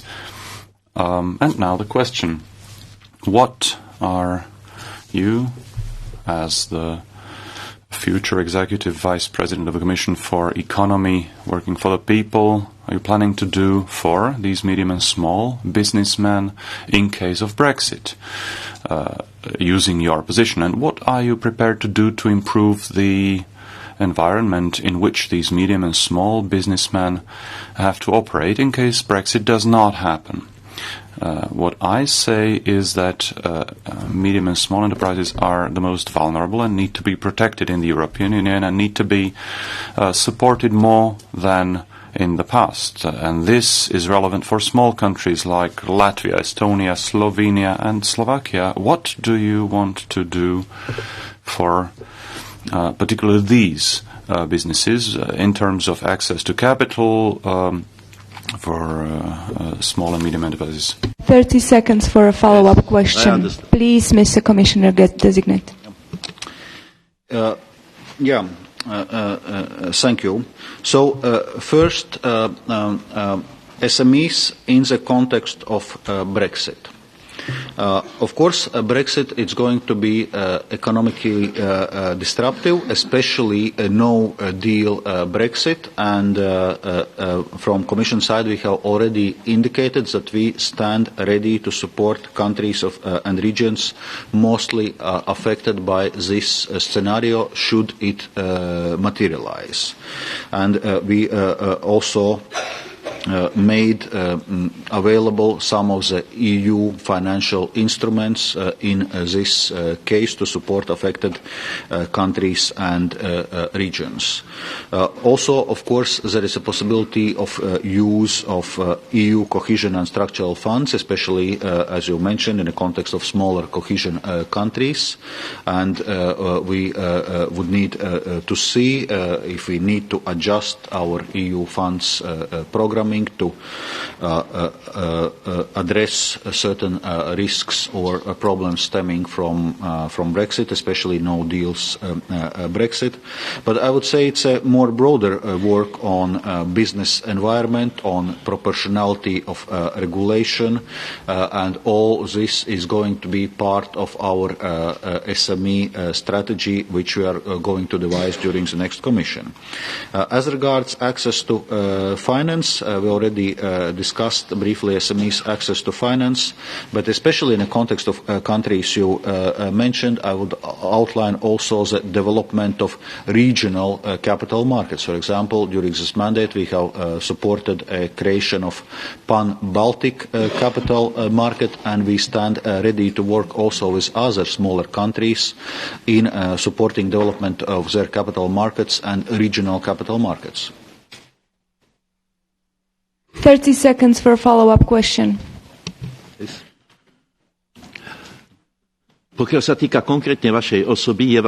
As regards your person, it is, I guess, your honor that you were the Prime Minister when Air Baltic was in a loss of 122 million of euros at about 320 billion of revenues, and now it's one of the best employers. And this is an honor. I'm not saying that because of you, but because someone from my hometown participated in reducing this debt of Air Latvia, Martin Sedlatsky. I will mention the name, and I'm proud of this as a Slovak. And let's hope we have more people from Slovakia in this parliament, from Eastern Slovakia. Thank you very much. I wanted to ask a question, but... Lachowski, thank you. The question is something with a question mark in the end. Thank you.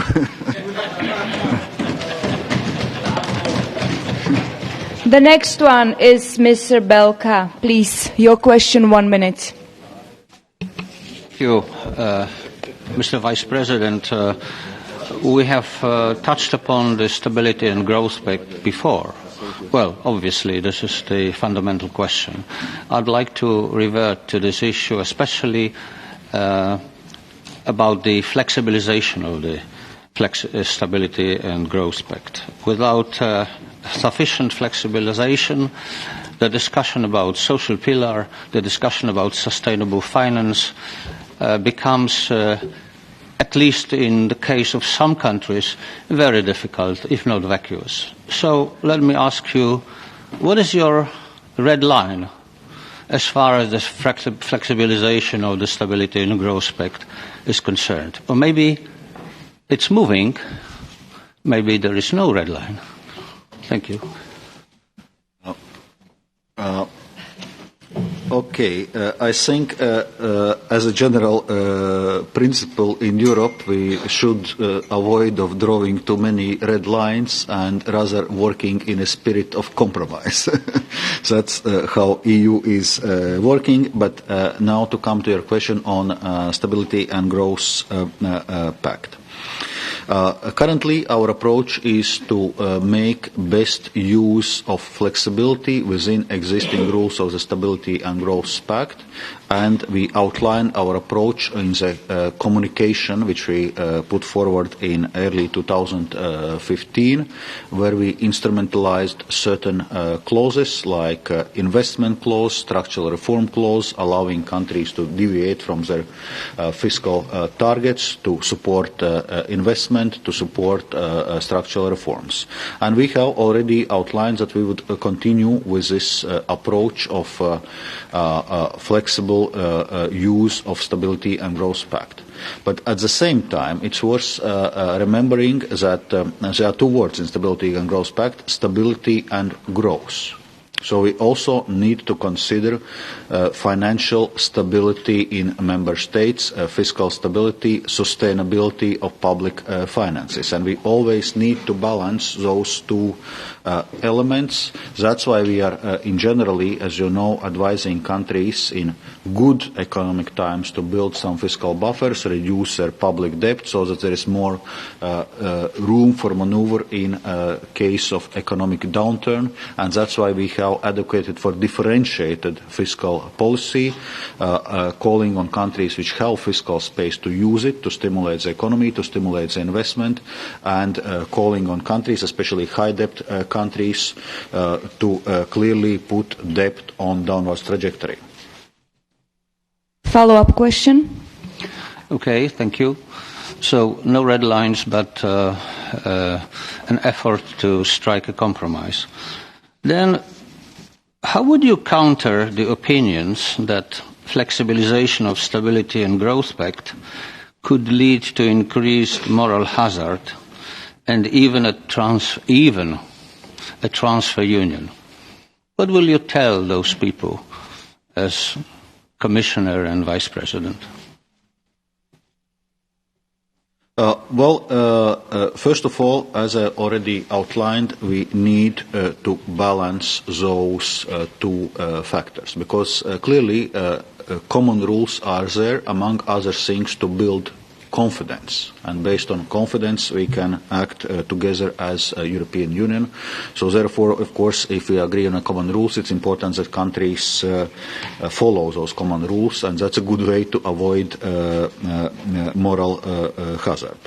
On the concrete way forward, now, as we already outlined, we will be working on the basis of the report of European Fiscal Board, which puts out some ideas on simplification of the rules of the Stability and Growth Pact, so that they are also simpler to apply and simpler to explain to the broader public, because currently rules are, as we know, actually too complex. Mr. Lewandowski, your question, 1 minute. Commissioner designate. My question is recalling your previous experience, in light of your experience as a Prime Minister of Latvia, leading your country through the severe economic crisis that was also successfully. Congratulations. This was also about implementation of deep structural reforms that are hardly politically popular, but this was done for the benefit of the country and not because of external pressure. In light of this experience, how do you see this new reform support program, which is not only about technical assistance, what is now, but also about financial assistance to the countries that are not implementing what they should implement under the economic semester? This is like paying to those who are not doing proper job at home. Isn't it a little bit of moral hazard in this instrument? Thank you for this question on reform support program. I actually had been involved in designing in this program, so I can explain the basic idea. Well, first of all, the idea is that it's available to all countries, so it's not only to some set of countries which are or are not implementing structural reforms.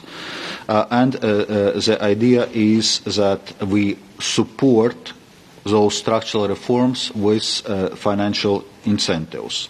Currently, it must be said, though, that this work has evolved, and our reform support program is being used as a basis for work on euro area budgetary instrument for competitiveness and convergence, which would finance structural reform and investment packages on euro area countries and on voluntary basis in ERM2 countries.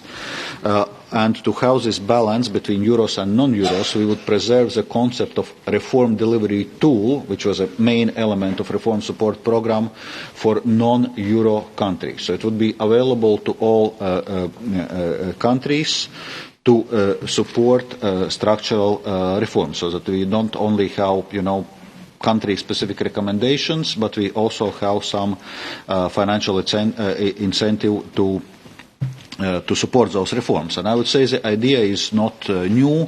There had been many years ago discussions on so-called contractual arrangements, and maybe some inspiration in this reform program reform support program is drawn from those discussions. Thank you. Follow-up question, please. Well, follow-up is on the instruments for Eurozone you have mentioned. This is very short from what was proudly announced as a Euro budget for Eurozone, no more than 55 billion for 7 years. I think this is rather symbolic. You think this is really meaningful instrument in stabilizing Eurozone? Actually, as you know, we have put forward two proposals. One is a reform support program, on which basis we are now discussing budgetary instrument for competitiveness and convergence. Depending on specific allocation key, we are talking here the amount, according to Commission proposal, between 15 and 17 billion euros for 7 years. Indeed, one can say it's a limited amount, but, one can see it also as a starting point, because, we had long discussions, and finally there is something practical on table. And there was another proposal on stabilization function. We put forward a concrete proposal on European Investment Stabilization Function, which is a loans-based instrument with a grants component to cover the interest payments of this loan, and with a lending capacity of 30 billion euros. So now we see to which extent how we can find synergies with a new proposal on stabilization function of European Unemployment Insurance Scheme. Mr. Willumsen, your question, 1 minute. Thank you. I will be speaking Danish. Herr Dombrovskis, som leder... Mr. Dombrovskis, as Executive Vice President for a so-called economy that works for people, you will still be in charge for the EU's fight against tax havens. The fight against tax havens is one of the greatest challenges of our time, and we urgently need action. Today, 100 million citizens in the EU live in or bordering on poverty. At the same time, we see that multinationals are stashing away billions in tax havens that could have benefited the poor and our welfare systems. As you say in your speech, social fairness is tax fairness. Therefore, I would like to ask you if you would commit to proposing a real EU blacklist of all tax havens. Firstly, to put an end to the absurd practice of not including EU tax havens such as Luxembourg on the blacklist. And secondly, to abolish the EU so-called grey lists. That means that obvious tax havens like Panama and Jersey escape the blacklist. Mm-hmm. Thank you for this question. Indeed, tax fairness and fight against tax avoidance and evasion will continue to be high on the next Commission's agenda. So, as regards specifically EU blacklist or EU list of tax havens, we basically build it based on 3 criteria: transparency, compliance with the criteria to fight against base erosion and profit shifting, and existing harmful tax practices. So currently we have 16 countries in a list, another 34 on a grey list. Well, we think that this list has been broadly successful because it's not only about countries listed but also inducing changes in dialogue with the countries, and since the discussions on this list we have changed more than 100 harmful tax regimes around the world. And the tax list, in any case, is a dynamic process. So as our tax environment evolves, as our legislation evolves, we also will develop our criteria. So it may well be that over time we get more demanding. We started, for example, with just 2 criteria on tax transparency. We are adding new ones. But it's true that it's also important that we apply the same standards in the EU. And actually we should be applying even higher standards. For example, when we were implementing the initiative, OECD initiative against base erosion and profit shifting, in our proposals we went beyond what was requested by this OECD lists. But here I would also remind of our proposal of common consolidated corporate tax base, which would also help to address a number of the issues. Thank you. Mr. Willemsen, follow-up question? Thank you very much, Mr. Dombrovskis.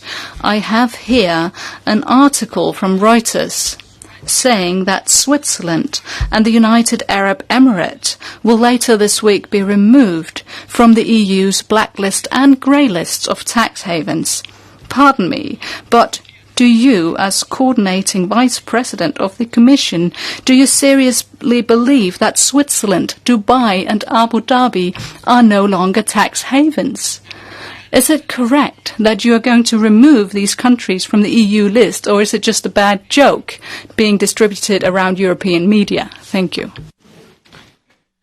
First of all, as you know, at the end of the day, adoption of this list is a council-driven process, and indeed in October ECOFIN there will be discussions on some delisting. I cannot now tell you specific decisions which are or are not going to be taken by ECOFIN. But in any case, I can say from the Commission side, we are applying clearly our methodology to all countries, providing this as a solid base for Member States' work and potentially for Member States' decisions. Mr. Laroutourou, your question, 1 minute. Monsieur Dombrovskis, bonjour. Good morning. You replied on the social pillar in the European semester, but your answers were very ambiguous. You say that 40% of the Commission recommendations are social in nature, but when it came to Portugal, the recommendation was not to increase the minimum wage. So what would you define as a social recommendation? Will you prepare a legislative proposal to strengthen social dialogue, in particular access to information for workers' representatives? Now on financing the Green New Deal, Nicholas Stern says that if we want to win the climate battle, we need to invest 2% of GDP, roughly 3 billion each year. Unfortunately, the investment plan that you have proposed is very vague. On the climate bank, you are suggesting that it doubles its climate investment, 15 billion more each year. So it's not serious, it is not commensurate with the task at hand. We won't really make progress if that's all we do. So my question is simple. Mr. Dombrovskis, will you commit to ensuring that we have enough own resources for the climate bank so that we will have 300 billion in loans available within a few years' time? Thank you. First, on the question of implementation of social pillar and social dimension in the European semester. Specifically, you ask questions on minimum wages. If I'm not mistaken, in this year's European semester, we had 5 countries where we are addressing issue specifically of minimum wages. And we engage actually also closely with the member states when preparing those recommendations, seeing what are the really issues, and putting lots of emphasis on reduction of income inequality, where we see, for example, both minimum wages or making work pay, also minimum income benefits as important elements. And this approach certainly will continue. As regards the investment needs, well, those investment needs estimates, of course, vary quite a bit. But typically the range which we use in the European Commission to meet our Paris goals is additional investment of somewhere between 180 and 290 billion euros per year until 2030. Of course, movement towards climate neutrality, it's a more ambitious goal, will have higher investment needs. Well, as regards turning EIB into a climate bank, I would say that quickly moving from current 25% target to 50% target, it's already ambitious also for the EIB itself. So we are discussions now with EIB how they will achieve this target. But also, as I said, you need investment projects pipeline from another side so that there are good quality projects to be financed with this money. In terms of estimates, you mentioned 50 billion euros per year, well, which is additional EIB financing. Typically, you can leverage it at least 2/3 coming also from project partners, so at least 45 billion per year. So if we talk about 10 years time period, it already brings us to 450 billion euros. 50 seconds for a follow-up question, as your first question was longer.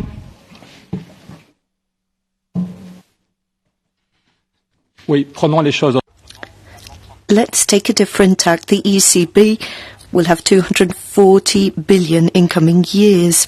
Why don't we devote that entirely to climate and jobs? In 2008, it just took a week to settle the legal issues to give huge money to the banks. So within a week, we managed to deal with the legal issues. How many jobs could we create? How many homes could we insulate with this kind of money? So is climate our collective priority? Can we have the 240 billion going to jobs and climate rather than speculation?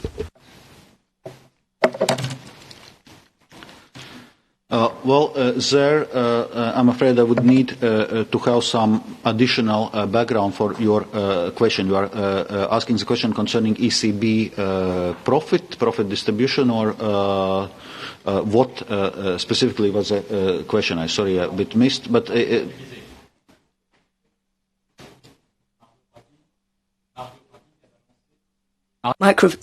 Mario Draghi vient d'annoncer qu'il... Mr.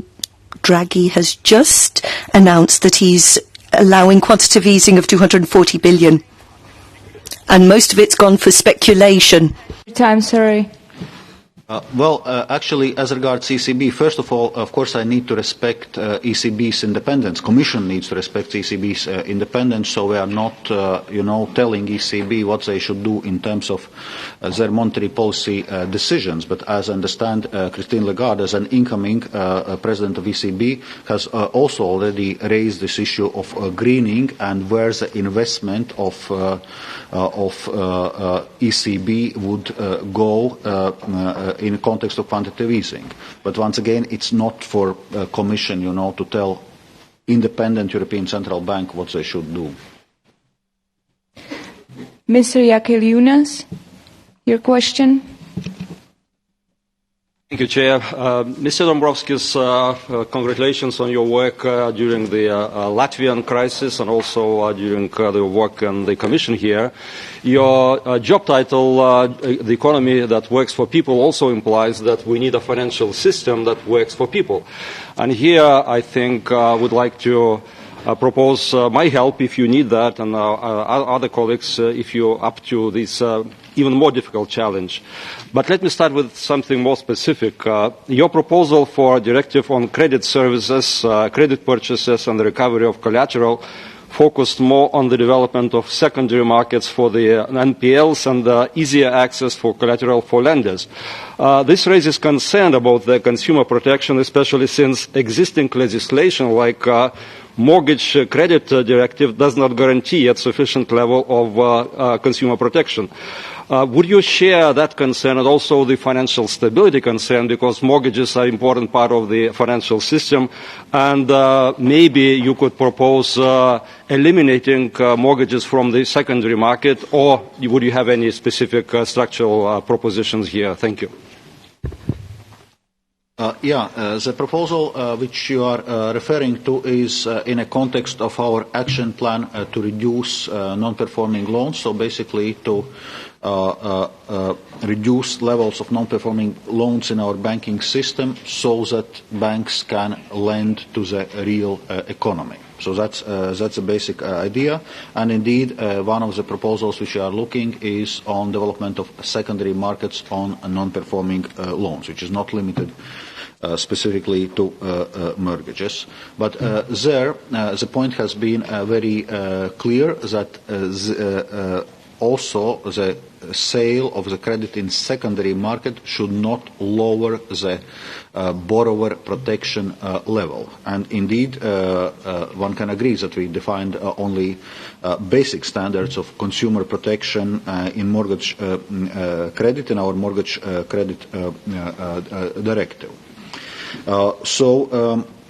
From that point of view, certainly we work closely with member states where we have high shares of non-performing loans, and to see how vulnerable borrowers can be protected when banks are trying to reduce their non-performing loans exposures.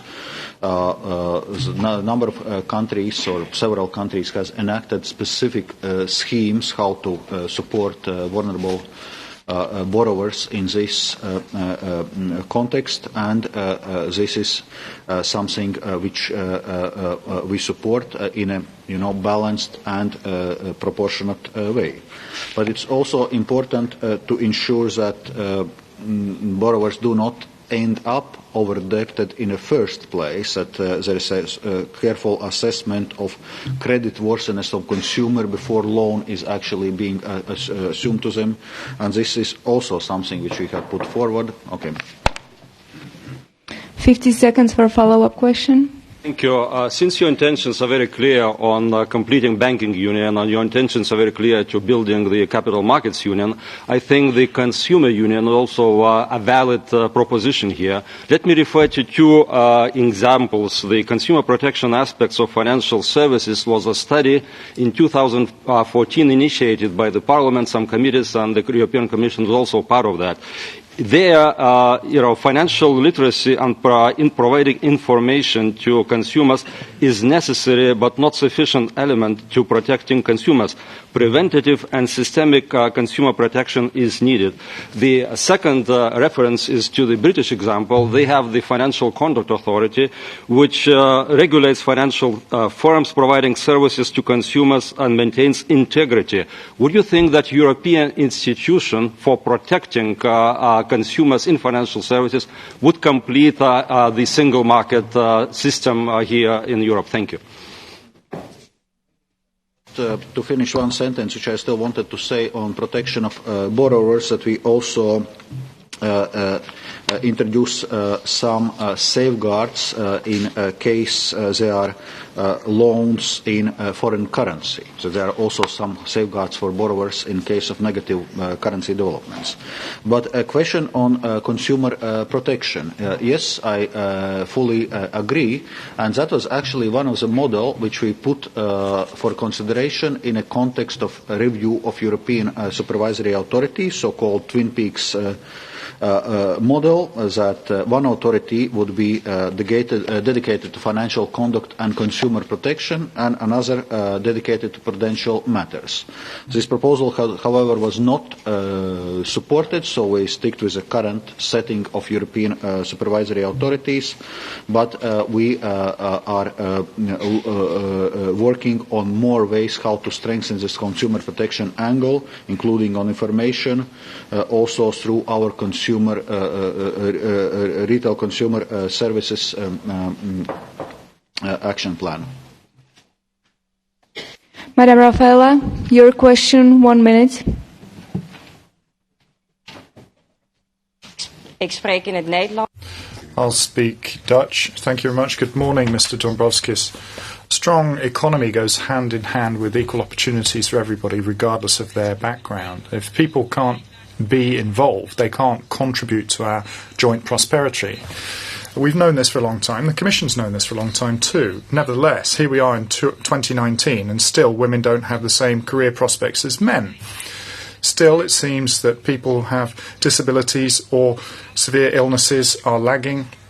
Young people have bad access to the labour market. Ethnic and sexual discrimination affects them. There's racism and xenophobia. These are serious problems that we should have no home in the European Union, which is meant to work for people. If we're not helping with the economy, then we're undermining our society. What are your specific plans to make sure that these people will be involved and implicated in the labour market?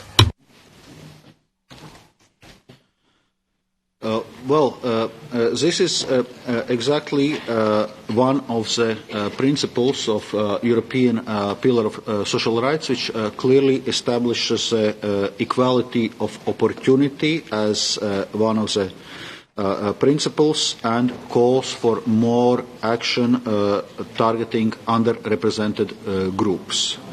So, from this point of view, we will continue to promote adequate income and income support and better access to finances to those in needs. This year, 14 member states received country-specific recommendations in context of European semester on strengthening the social safety nets and improving access to services, and we are also backing it up with funding from structural and cohesion funds in the next EU budget.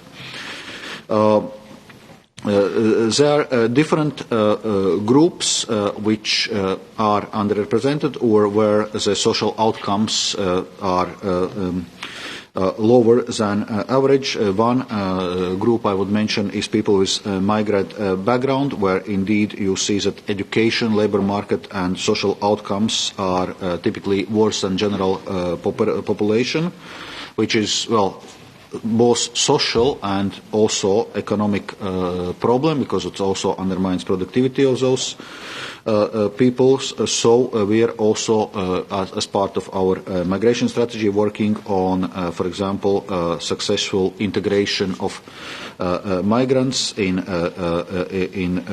terms of labour markets, in terms of recognition of their skills, fast-tracking access to the labour market. So just to give one example. But in any case, the principle of equal opportunity is there, and Commission will continue to rigorously apply it. Follow-up question, please. Dank voor uw antwoord. Well, thank you for that answer. It's extremely important that we do dwell on the specific problems of specific groups in the labour market. I mentioned, for example, people who have problems accessing the labour market, and we see people with disabilities only have 48% access, 15% for the youth, gender pay gap 16%. I'd like to hear more flesh on the bones when we're talking about the approach that you intend to take to deal with improving these figures and genuinely making sure these people have better access to the labour market. Could you give us a little more information, please? You mentioned some of groups where we need to improve outcomes in labour market in youth. In youth, concretely, we intend to strengthen the protection provided by youth guarantee. It is one of the actions which we are putting forward in context of our action plan for a European Pillar of Social Rights. On gender, there will be a dedicated strategy, among other things, looking at, for example, women's access to the labour markets and also pay gap. So, as you know, President-elect Ursula von der Leyen attaches great importance to the gender equality, so clearly this will be an important part of our work in the Commission. Also, further supporting people with disabilities, it's also something which is going to be on the Commission's agenda. Madame Hübner, our last speaker, your question, 1 minute. Thank you. Still, the clock is not mine. I just would like to say, Vice President, I think this hearing clearly shows that a lot has been done in reaction to the last crisis. Of course, there are shortcomings, there are gaps, there is unfinished business. Also, the risk-reducing mechanism is not yet in place, and you spoke about it, and we appreciate very much your readiness to share the detail with us. But reforming the system in reaction to the past crisis is one important thing, and building a resilient, comprehensive, institutional and policy framework that would fit the future is another thing. So here comes my request to you, if you could just, because we largely know we agree on where we should go, but my question to you is just asking you for a personal assessment of how well equipped you think the euro area is today to fit what the future will bring. So how do you see this assessment? Okay, thank you for this question. Well, on one hand, one can say that euro area, our economic and monetary union, is definitely better equipped to face future shocks than it was before the previous crisis, because many things have been done. So we have European semester, our cycle of economic and fiscal governance with strong focus on social, as we discussed today. We have European stability mechanism to support euro area countries in difficulty. We have a banking union with a single rule book, single supervision and resolution mechanisms, because after all, previous crisis started as financial crisis. So ECB is using its monetary policy tools, including the announcement of outright monetary transactions, which was done during the Eurozone crisis. So all in all, we are better equipped, but we are not there yet. We still need to complete the economic and monetary union. We need euro area fiscal instruments. We discussed already budgetary instruments for competitiveness and convergence, a stabilization function. We need to complete banking union, backstop for single resolution fund, EDIS, further work on reduction of NPLs. We need to bring capital markets union to the next level. So there are still many things to be done. And of course, we need also member states to pursue economic policies that strengthen their resilience of their economies. So there are many things done, but there are more to be done, and European Commission and I personally are ready to work on this. Madam Hübner, follow-up question? Thank you. I would like to go back to Brexit. It's not in your mission statement, but I know that a big chunk of the responsibility for Brexit stays with you, especially in the context of preparedness. So I also hope that no deal Brexit will not be allowed to happen, but the uncertainty is extremely high. So where do you think we stand as European Union with contingency measures regarding the Brexit preparedness in the financial services? And also, if you could just maybe say briefly, how do you see the preparedness of the industry itself, of the businesses? Thank you. Well, as regards Brexit, of course, our aim is to avoid no deal scenario, but we know time is running short and we're not quite there yet. So already quite some time ago we did a necessary assessment together with European Central Bank and European supervisory authorities on financial sector preparedness. The conclusion was that there were needed certain measures to preserve financial stability, and those are already adopted. So temporary equivalents on UK central counterparties and also for central securities depositories, decision on central bank exemptions, and we are working very closely with national competent authorities to ensure that market participants do the necessary preparedness. I would say we already we're already quite some time past the original Brexit deadline. So from that point of view, industry has in between had more time also to do their preparedness and to address residual risks. Thank you. Thank you. We've ended the second round, so I would really like to thank the members for their questions and the Commissioner-designate for his answers.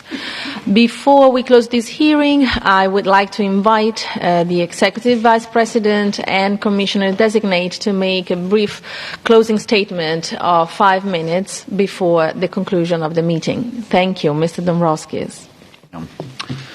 Honourable chairs, honourable members, first of all, thank you for this rich and stimulated hearing. So if you will honour me with confidence, I will be working as Executive Vice President for an economy that works for people, and that means indeed putting people, all Europeans, at the centre of our policies, ensuring that we not only have economic growth, but our economic growth is inclusive and sustainable. I will coordinate regularly with a number of colleagues, with Elisa Ferreira for cohesion and reforms, Paolo Gentiloni for economy, Sylvie Goulart for internal market, Phil Hogan for trade, Nicolas Schmitz for the jobs and social affairs, as well as with two other executive vice presidents, Margaret Vestager and Franz Timmermans. As I said already in introductory remarks, together we are stronger, and not a single member state can take on all the challenges that we face collectively. So let's work together. Once again, thank you very much for this hearing.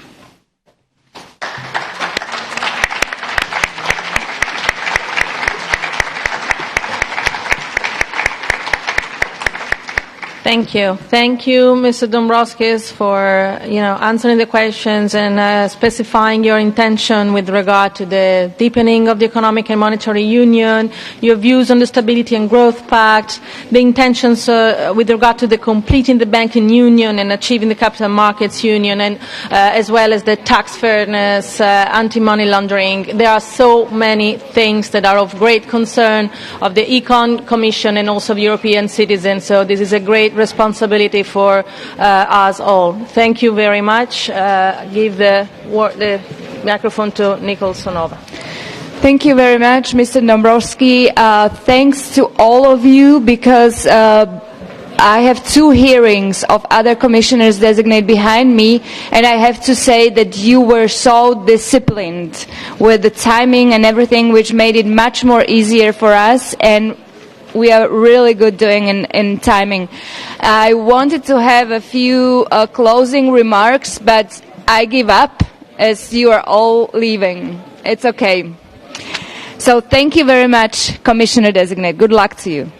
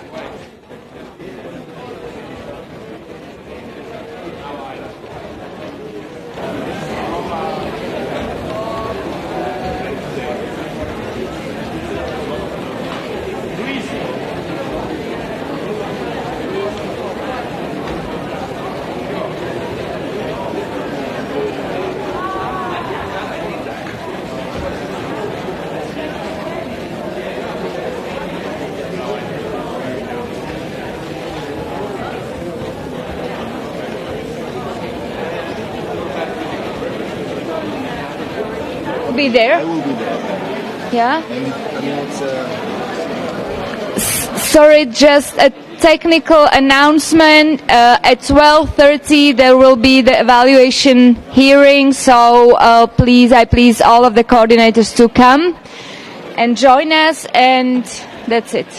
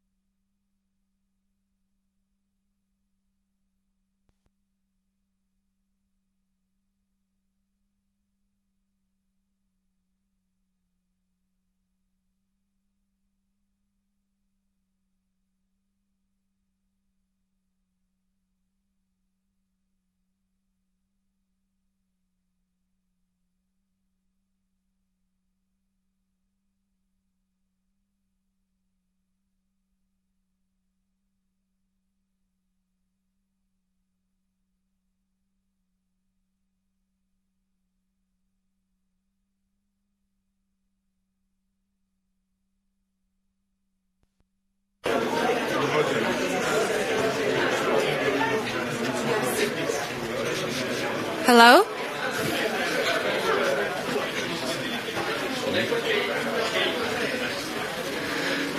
Hello, everybody. Vice President will, Executive Vice President designate will do a short statement, and we will take up to 2 questions. Thank you. Honourable media representatives, so we just finished the hearing in European Parliament, and it must be said that hearings in European Parliament are important part for the democratic legitimacy of the European Commission for the preparations of European Commission. So today's hearings covered lots of different policy areas: European semester, economic and monetary union, banking union, capital markets union, social dimension of European semester, European pillar of social rights, anti-money laundering, digitalization, green transition, sustainable development goals, just to mention a few of policy areas. So indeed, it means that also the area to be covered as designated Executive Vice President for economies that works for people is going to be very broad. Of course, now it's in the hands of European Parliament to give its verdict, which will be known following the meeting of coordinators. Thank you. Okay. Any questions? No. Thanks. That is not the case. Thank you very much.